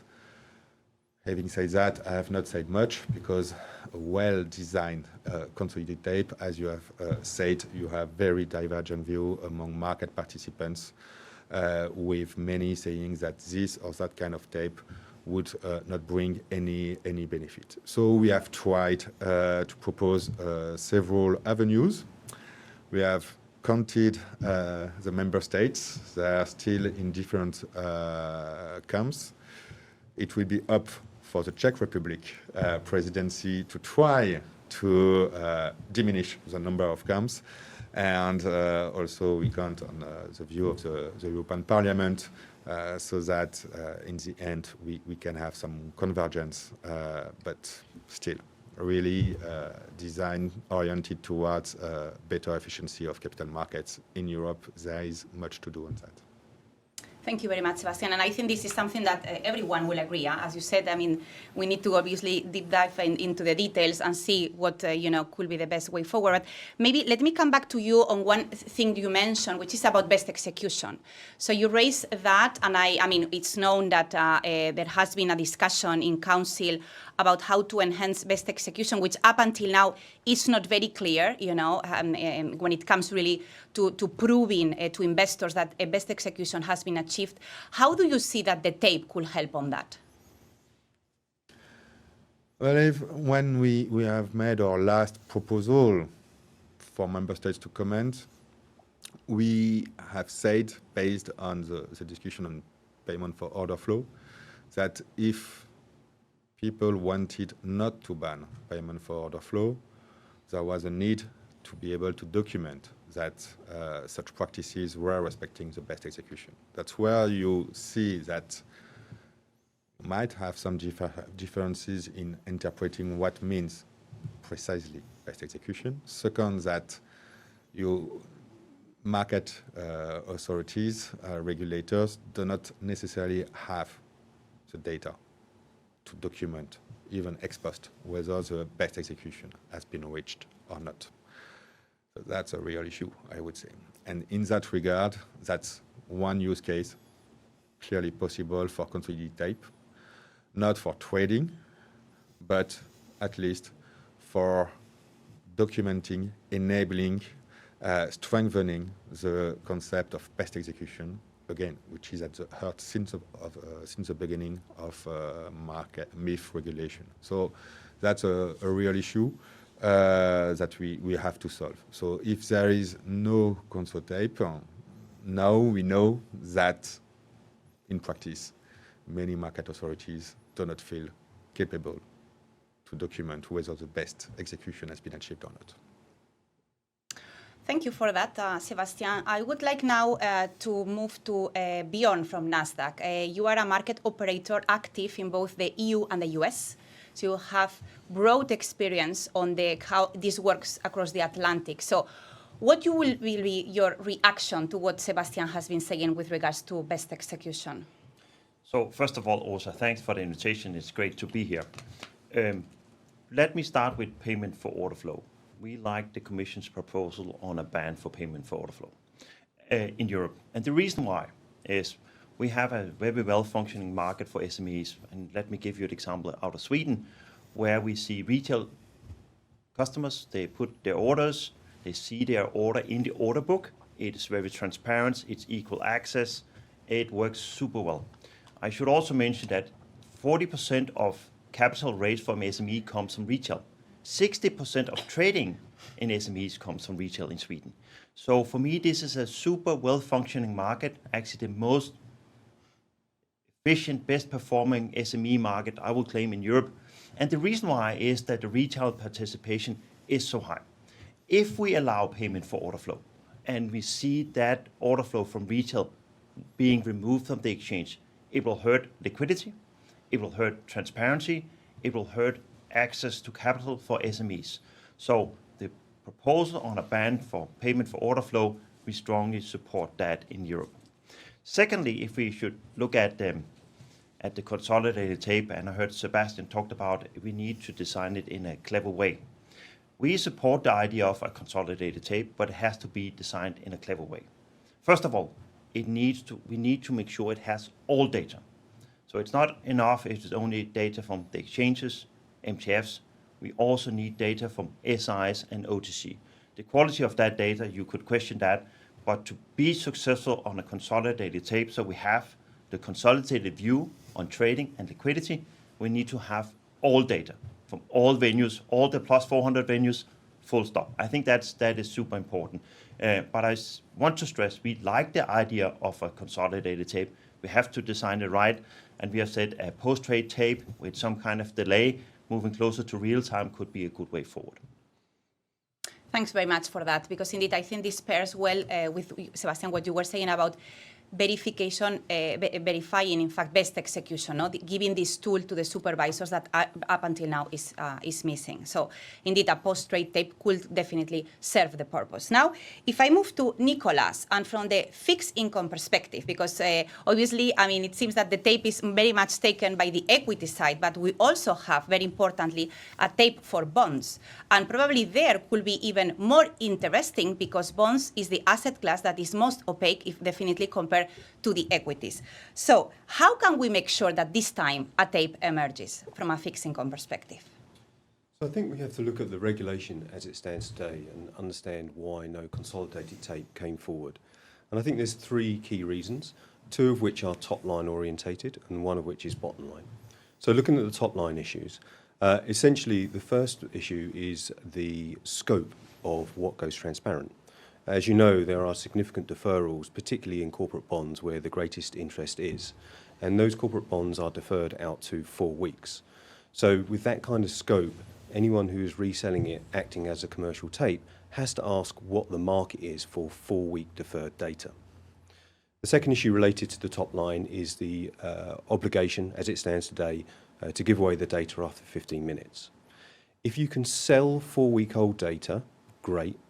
But the problem is you then have to give it away at 4 weeks and 15 minutes. So therefore, who is going to buy data at 4 weeks when you can wait 15 minutes later and get the same data for free?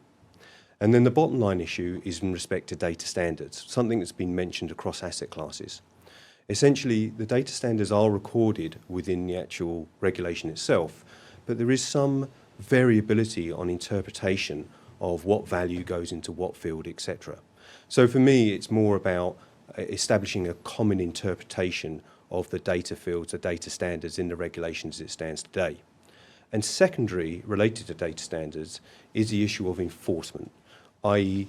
who polices the adoption and adherence to data standards. So that's the challenges that we have today. And then when we look at the proposal as it stands, there is some good news. How I would position that is essentially as follows. When the proposal first came out, I read it and I thought, well, we've taken 2 steps forward and perhaps 1 step backwards because new things have been injected. Now, over the passage of time, some of those new things have been given some clarity. So I think now we're kind of at a situation where we've taken 2 steps forward and perhaps half a step back. So what does the proposal give us? So first of all, it gets rid of the 15 minutes, which is good news. That obviously means that any operator of a CTP has a commercial product to sell. Secondly, the scope is under review. There's talk of 4 weeks down to 2 weeks, even 2 weeks down to 2 days. Not quite sure where that's going to land yet, but of course, the tighter in it is, the more valuable potentially the product is that the CTP has to sell. And then finally, when we come to data standards, lots of talk about resolving data standards, perhaps with industry working groups in order to facilitate that. I very, very much welcome that. And again, that's also a positive news. The challenge on the data standards is still the enforcement issue. If and when everyone agrees the data standards, who polices that? Because potentially that's going to be an obligation across all 27 NCAs. So I've still got a bit of doubt around that data standard issue, as an operational burden to the CTP. What does it do when it finds a contributor is not actually providing the data in the format it requires to? Who does it go to in order to oblige that data contributor to adhere to the agreed standard? And then beyond that, we've got a number of other issues that were introduced into the proposal, as I observed, some of which have been addressed. There was an explanatory memo at the top of the proposal which basically inferred that people who operate market data solutions today, wouldn't necessarily be the preferred bidder to operate a CTP. This one struck me as quite bizarre because when you look at the APAs as they stand today, effectively an APA is conducting the identical technical activity to a CTP, i.e. it's ingesting data, consolidating it and reselling it. And APAs are therefore market data providers. The good news on this explanatory note is I think that's actually been defocused a lot, and I don't expect such language to be heading the final outcome of the regulation itself. The second thing that was introduced on the proposal was around revenue share. There was an obligation for revenue share in equities, but it was worded in a way where for fixed income, revenue share can't occur. And of course, that will be detrimental to the relationship between a consolidated tape and its providers, be that an APA and a trading venue. Again, I have high hopes that may be just a drafting issue per se, and that will be resolved in the final documentation. And then two other things that are bothering me about the proposal as it stands today. One is deferral ownership. A CTP doesn't police deferrals. Even an APA doesn't police deferrals. The policing of deferrals is done by the contributor of the data themselves. So, for example, an SI. But there was reference in the language that policing deferrals was actually an obligation of a CTP, and if that persisted, that would again drive up the operational cost of operating a CTP. And then finally was this new concept of a market data contributor. Again, brand new, was somewhat of a surprise to read in the proposal, where you have a scenario where SIs can contribute directly to a CTP and bypass an APA. And that overlooks a number of things, but including the fact that an APA is the one that is essentially enforcing the data standard. And if you have direct contribution to the CTP, that is again increasing the operational cost of the CTP, which is practically unexpected. So in summary, I think we're on the right journey. I was very pleased with regards to the amendments that were made to the original text. As I've just observed, there were a few challenges that were introduced in the proposal, but I again remain hopeful that those new challenges will be addressed in the final documentation and enable us to bring a CTP to market. Thank you, Nicolas. And in fact, you really did a very good summary of all the different aspects that have been put in the proposal. I'm going to look at one question we've got from the audience. And in fact, someone is asking, if the goal of the tape is to prove best execution, why then we need a real-time option? And I will look at you, Sébastien, to maybe shed some light here. Why do you think it's worth, because I understand that this is also the position of France, on the real-time post-trade tape, and not we can go to a sort of a delay tape that could also help in verifying best execution equally? No, thank you, Rosa. So maybe first, you do not have any French position right now. You have to wait for the 1st of July. So no French position on that. Second, I said that it was a use case. We hope that there can be more than one use case, and that there can be use cases for market participants, including, for instance, small asset managers or even retail. So when I'm saying it's not designed as a trading tape, I believe it's clear from the council side. It's for the professional traders, including high frequency and so on. Yeah, the console tape will never go into such small latencies that it can be useful for them, for the very sophisticated traders. They will keep to buy data from exchanges, for instance. No doubt on that. But you might have some use cases which can, furthermore, bring more transactions. And so more revenue feed the whole ecosystem. And you have quite an important part of the council, which is that really as important. So you have a majority of member states right now in favor of something called near real time. What that means precisely, it will be up to the technical level to define more precisely, but not a delay such that it would bring nothing compared to the current situation, except the fact that you have a place where it's consolidated, but no one would have interest in such data. So, to answer the question, yeah, if it was restricted to supervisors, I would agree.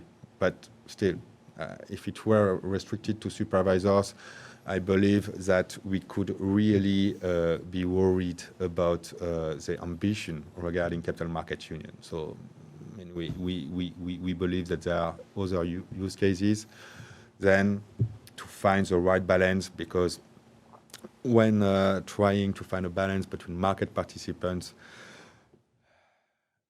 it's not necessarily to think in a zero-sum game, but try to enlarge capital markets. So you enlarge a cake, and so, compared to the piece of cake, in the end, maybe there can be something win-win, or at least not win/lose, but something better than that as an outcome.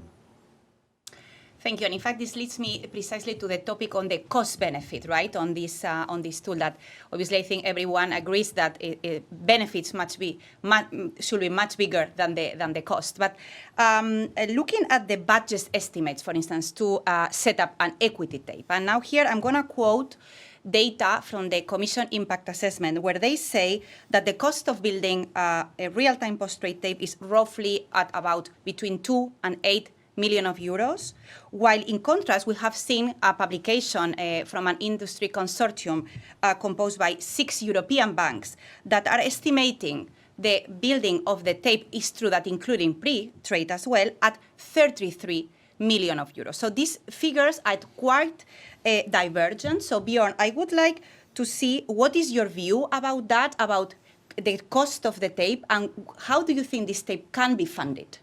Yeah, so first of all, from a Nasdaq point of view, we run part of the tape in US, so we have pretty good insight into how to run it, what are the challenges. I should probably start by saying there is a hefty debate in US around the governance, the use case, how it should be driven. So just to say we should just implement the US model in Europe, it's not that simple. It's still up for discussion in US how the tape should actually work going forward. So that's my point number one. The second point is US is one market. We are more than 20 markets. We talked about earlier, mentioned more than 400 venues, where you need to get data from many different countries. So how do you get that data? How do you police that data? How do you handle the situation where X number of SIs or MTFs or even exchanges do not supply the data, hand out the data?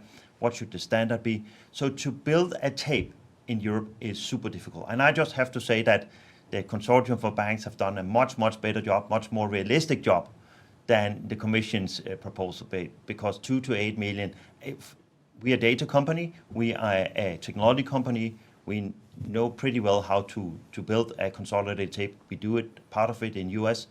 The Commission's cost estimate is simply unrealistic.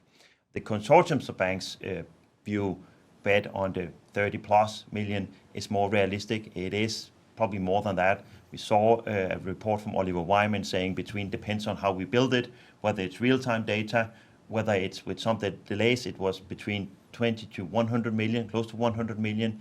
It is probably something in that range that is more the realistic approach. Remember, we need to build it, we need to get the standard, as Bloomberg also mentioned, on the data, not only for fixed income, but also for equities. We need to police it, we need to build a governance structure, you need to find a place, you need to distribute it. So it will be a long and difficult journey. That's why we're saying, let's start with something that we can execute on. Let's make sure we are successful, have the consolidated view on liquidity and trading in Europe. A company in Europe, whether it's a large cap or small cap, they should be able on a daily basis to see the total trading in their share. That is not possible today. That's what we're going to fix.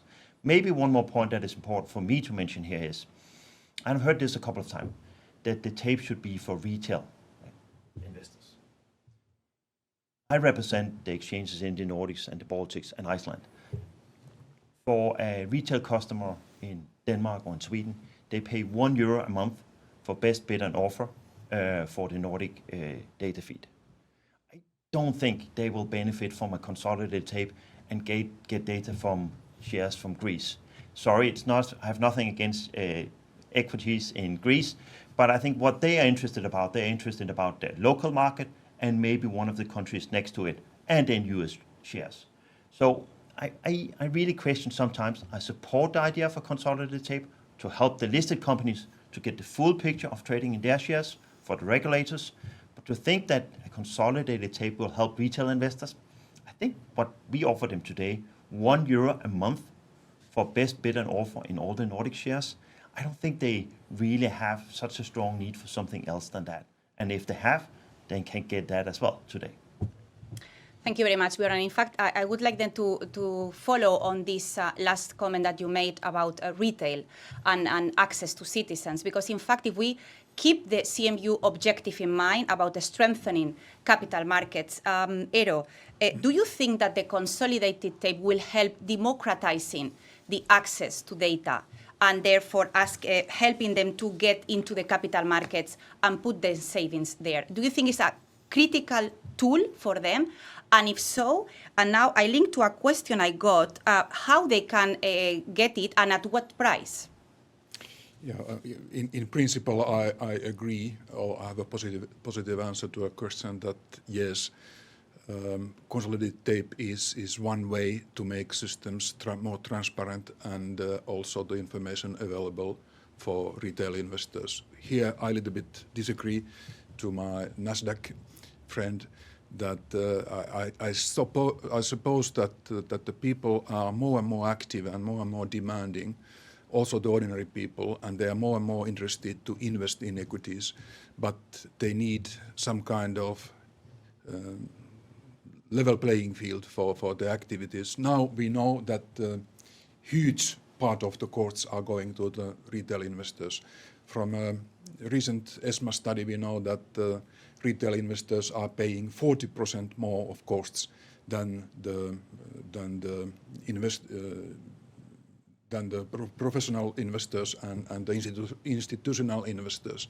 So 40% more is not acceptable, and we all ought to be interested in making such kind of transparent systems that at least in principle everybody would have the possibility to get the same information. I understand the costs difference. This will never be the same possibilities for everyone, but still the angle of and the needs of retail investors are here real important things.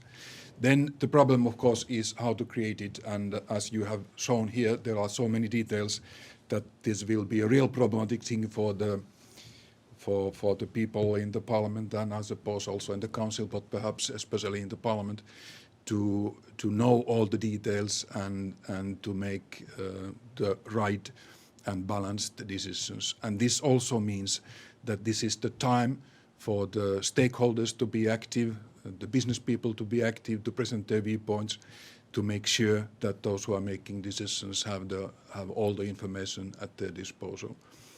Still, I'm pretty much optimistic that the general feeling is that at least in the parliament there is great support for the basic aims of this proposal. I ought to say that there is also great support for the ban of the payment for order flow. This is one part of the question of the costs, and I suppose that from the parliament side this will be a big question when we are going to the negotiations with the council. Hope that this will happen during the next months or before the beginning of the next year.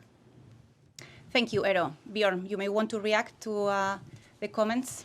Yeah, just one thing. So first of all, we also support the idea for consolidated. Let me stress that. And for me, it is important for CMU. It's important that corporates, the listed companies, can see the total trading and liquidity in their shares. That's not possible today.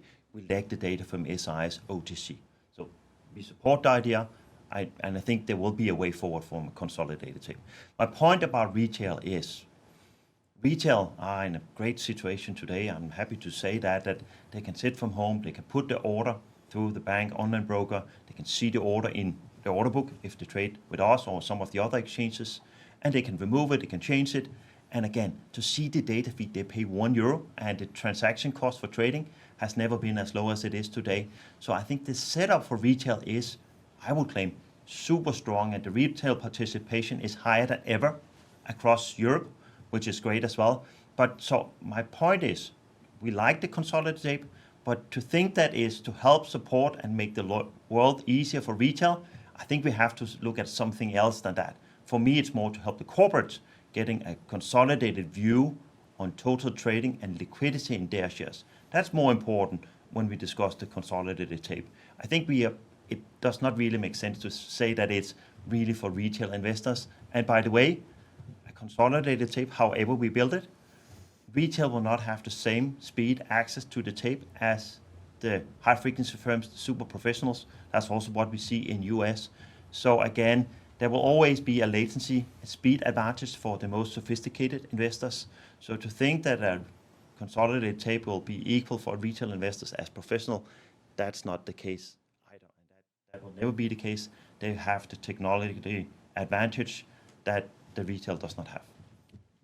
May I just say that I totally agree that they will never be totally at the same level of possibilities, but now the difference is too big, and we must make it a little bit smaller to make sure that ordinary people are ready to put their money on these products. Thank you, Eero, for this comment. And in fact, I really think that listening to both of you, that you are not so far from each other, because the reality is that indeed the consolidated tape, as Bjorn said, I also want to stress on behalf of FESE that we are in favor of getting this tool, because definitely it's going to help to improve the situation. But obviously the details about the delays, etc., is what really matters here. Because, for instance, when it comes to the retail investors, what could happen with a real-time post-trade tape is that the retail investor will have access to see, but will not have access to achieve this liquidity, because the broker is not connected to the 400 venues that hopefully will be connected to the tape. So I think this is why, we need to kind of do this cost benefit also, in the sense of how much is cost and what we want to have in, and what will be then the benefits that we will get from there. Moving now to Nicholas, as also linking with what we were saying before, and is again on these estimates that were made about creating the consolidated tape for fixed income, because I think now it's agreed that we are really looking constructively on how to get it. If I quote again numbers from the Commission Impact Assessment, they estimate the cost of building a bonds tape at a range between 1.5 to 5.4 millions of euros. And I would like to get your views on that and how we can get started also with regards to the standards. Because as you said very rightly, if we do not have common data set of standards, there is no way we can consolidate data. Yes, I think there's probably four things to observe on with regards to that estimate. The first thing is the actual spread itself. I mean, 1.5 to 5.4, I mean, that's a huge spread of what the potential build cost is. And therefore, that gives you the uncertainty, underlying the estimate itself.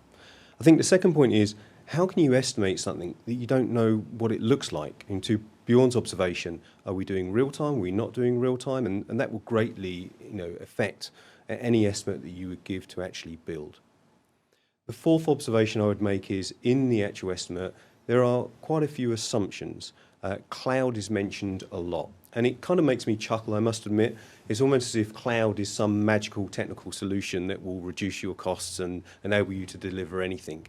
Unfortunately, I don't think it's as easy as that.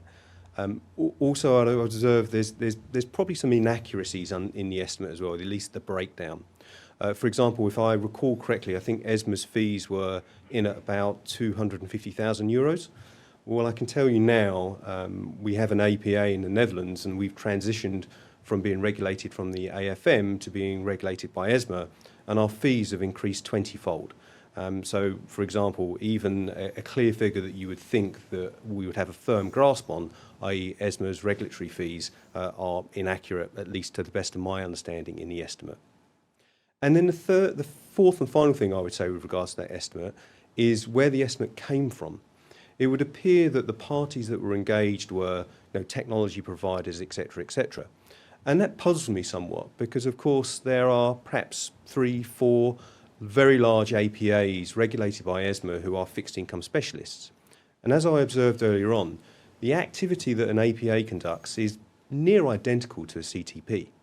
An APA ingests from systematic internalizers and IFs, and a CTP ingests from APAs and trading venues. Both of them cleanse the data, prepare the data, consolidate the data, and then both of them publish the data. So if you really wanted a very good, high quality, accurate estimate of what it would take to introduce CCTP, you should really be speaking to the four large fixed income APAs that are out there, all of which are actually regulated by ESMA. Notwithstanding the observation I made earlier on that you actually need to know what the final regulation looks like in order to generate the most accurate estimate that you need. And as to your question with regards to data standards, I think I covered most of that in my earlier observation, but I would just like to reiterate, and again, Bjorn picked up on it as well, the most important thing is the policing. I think as a community, we can agree data standards, talk about data standards, come to a common interpretation of the regulation. But every community has its stronger members and its weaker members. And my question is, how will the weaker members be brought to account for not adhering to that data standard and potentially causing problems down the stream in the delivery of effective CTP data? Thank you very much, Nicola. And in fact, it's the second time you mentioned the policing. Indeed, it's very, very important that we have a sound process when it comes to the data standards. That makes me think of the role of ESMA. Sebastian, in your opinion, do you think that the role of ESMA that is given in the Commission's proposal is the right one, or should they be more empowered into this data standards management? That's a topic where within the Council there have been not that much debate. So compared to the Commission's initial proposal, it's more about ESMA asking for some more flexibility in that regard. So since the dossier will be transferred to the Czech presidency, I believe that it's one of these topics where maybe further discussion would be warranted. In my experience, clearly, it's better to give some flexibility to European supervisory authorities. Then it's a responsibility for them, and they have to be accountable on that. But that's really important when you're dealing with market issues, because you need flexibility, adaptability, capability to change things rapidly if you see that you are not in the right direction. And level 1 legislation for this is really not the good tool. That's one aspect which differentiates crucially, in my view, European Union from the US or the UK. And that's one point where I believe Council, Parliament, Commission should really be careful on that. Then I understand that there might be some concerns about giving more power to ESMA. As I said, it's really up to ESMA to be accountable of that and to act responsibly. But that would be my feeling. Not a French position, but a French feeling. Thank you. And Sebastian, I have another question for you, which is in fact about the data, right, that we are getting into the impact assessment. And data is key for decision making. And when we look at the estimates that have been provided on how much expected revenues the tape will make, we get into a figure of between 100 and 150 millions of euros when we look at net terms that this tape will be collecting. And in fact, I link it to a question I got from the audience, how to make sure that the tape will not be a loss-making exercise. How to be sure of that? I mean, you can never be sure.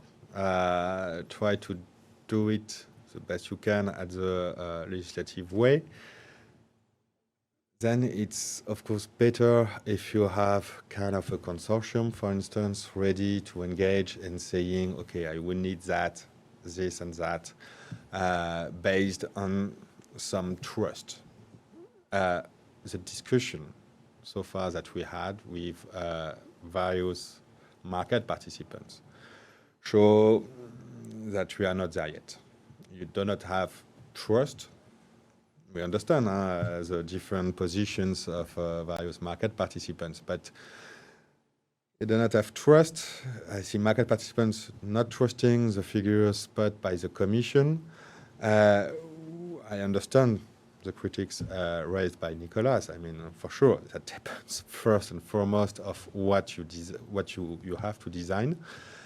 For equity, we need to have people interested in building something. We are not there yet, so of course we take that into account. But you see, if you go towards something, you're sure that you can build it, and rapidly. It's less expensive, and that helps to be sure that it will be created, but that in the end, it does not serve to anything. I'm not sure that you can count that on a success. I mean, so I will return the question by what could be the metric of success of consolidated tape? It's not to have one.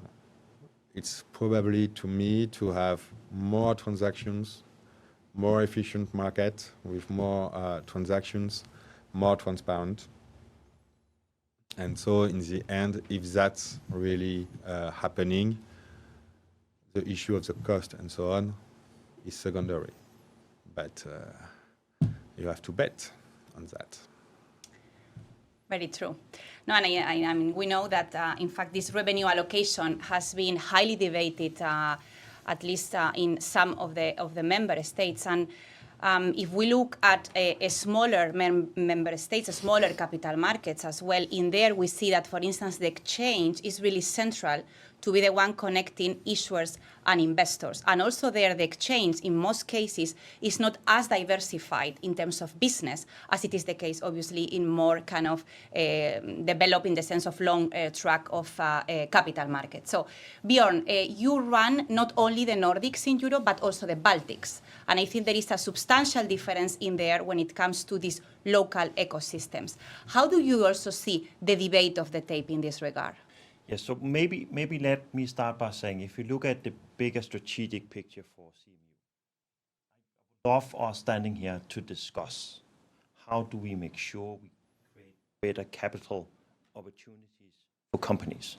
Now we're standing here discussing the consolidated tape, and we will not help SMEs getting access to capital. It will not, unfortunately. But anyway, the good thing is seems to be great support in the industry for a consolidated tape. We are just discussing how should we get it right. I think there's also, I like the idea that we are talking about 4 tapes, one for fixed income. Maybe we should start there. That's where we have the biggest need. We for sure need to have industry experts like Bloomberg that has all the details that we heard about. What do we need to build a consolidated tape that have the right data and the right data standard? The fact that we have one for equities, equity derivatives, equities, and ETPs, I think that makes sense as well. So the idea of 4 tapes, I think it is a good proposal as well.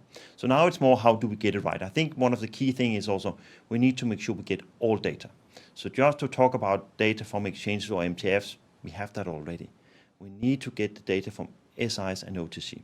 So now back to my point.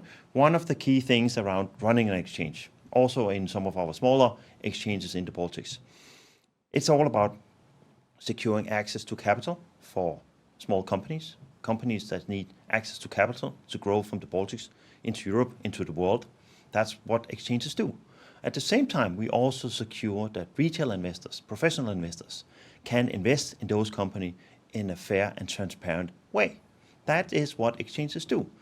One of my concerns is a little bit that if we take the data revenue away from some of the smaller exchanges, it's limited how much an exchange earn from helping a SME company to list, get access to capital. A part of that revenue stream is also the data part. So of course there should be some data revenue for some of the smaller exchanges that spend quite a lot of time and effort helping companies, small companies, access to capital, list them, trade them. Remember, many of the SME companies, there's limited trading. One of the key values is actually the data point. So of course we need to find a model where there's also some incentives for the smaller exchanges still to be out there hunting, listing, helping SMEs getting access to capital. I think that's one of the key things for me that is important with the CMU is helping SMEs getting access to capital. That's what I care about, and sometimes I feel we are discussing the wrong things with the consolidated tape, but it's good that it seems that the industry now supports it. It's more how do we get it right, and that's why I keep on saying let's make sure we get it right. I think we'll have a good start with maybe one on fixed income to start with. Then we have a tape for equities with some kind of delay where we have the ambition to have a post-trade tape getting closer to real time down the line, making sure we have data from all 400 venues, which will be difficult, and police it, implement it, agree on the standards, agree on the governance. As you can hear, it's a long journey, it will be a difficult journey, but I think actually we all have the right direction now. Now it's more how to do it. Thank you very much. And I think a lot has been said, so I hope that this is going to also inform the debate when it will hopefully soon come to become active in the European Parliament. So, Eero, I would like to also invite you to give a bit of a wrap-up thoughts after listening to all the aspects that we have discussed today, and also to kind of reflect as well on, as Bjorn was saying, the link between the Capital Markets Union and really trying to make Europe's autonomy very competitive and very attractive to investors, and at the same time delivering on this project, because as I said, it is clear that the consolidated TAM has got momentum, and we hope to get it right, and obviously in the most beneficial way. So, yes, indeed. I would like to thank you for organizing this panel and this whole day program. Really, more information is needed before the decisions are made. And one thing which is also important is the thing that how much revenues are nowadays coming from selling the data. That would be useful to know if you compare various kind of exchanges, what's the part of the revenues which is coming from the selling the data, to understand all the consequences here.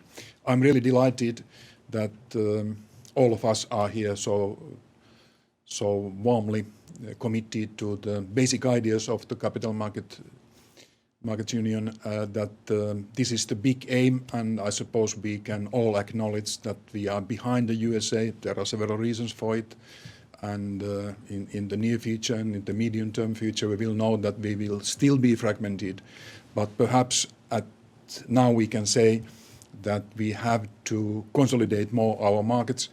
And this is also one of the key points that is behind this Commission proposal, and which is very well supported also in the Parliament. I suppose that, as has been said here, the most difficult part will be the details, where to start, how to go, with other expenses, with other useful benefits of this proposal. So it means in every case that we will need time to do the job properly.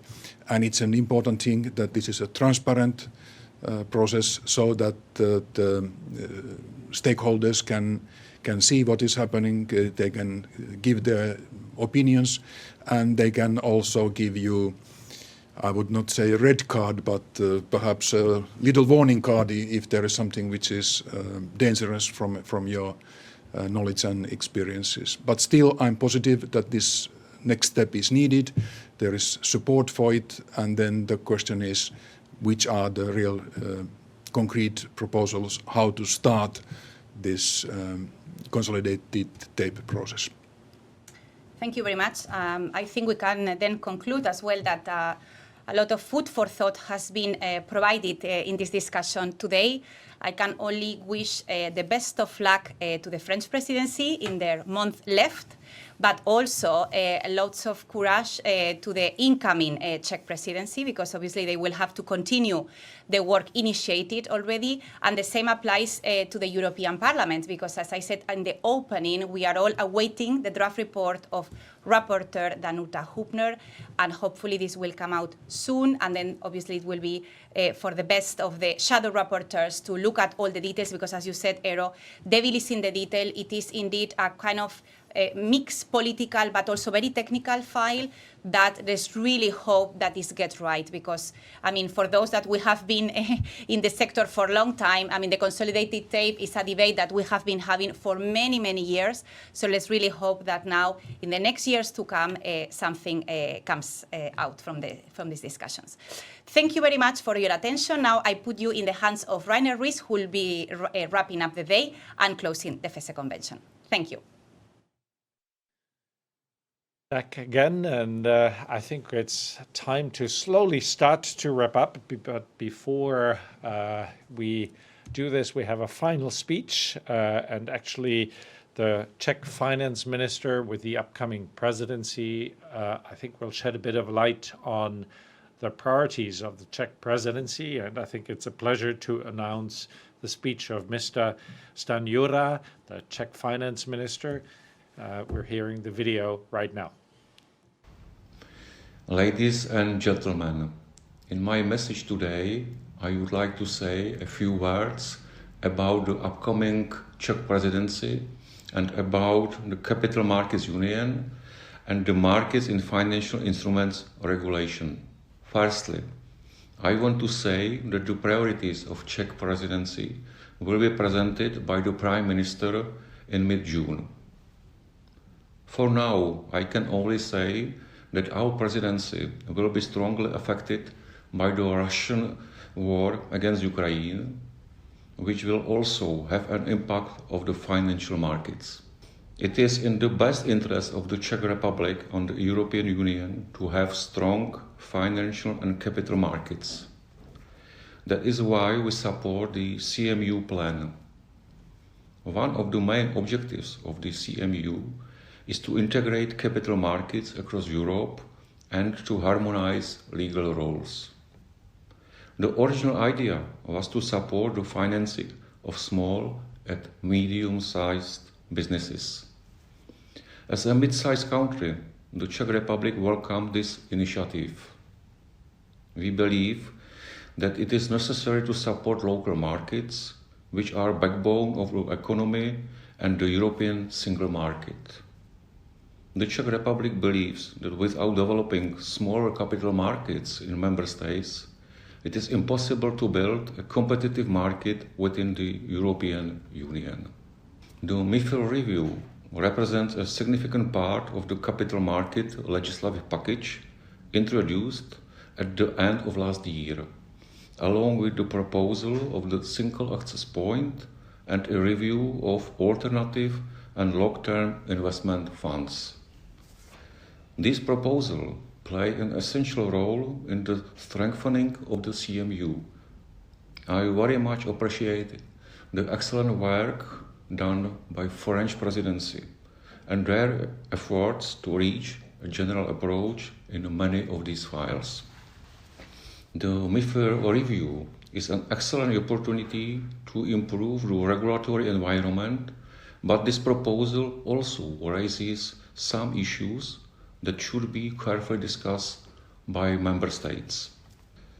The MiFIR review aims to harmonize the transparency of trading on the EU capital market, particularly by creating a centralized database that contains a consolidated tape. Under the European Commission's plan, retail and institutional investors should have access to trading data regardless of the financial instruments involved. Specifically, the draft regulation introduces an obligation for trading venues to submit harmonized market data for each asset class, be it shares, ETFs, bonds, and derivatives, directly and exclusively to be providers of the consolidated tape. New entities will be established, which the ESMA will appoint as consolidated tape providers.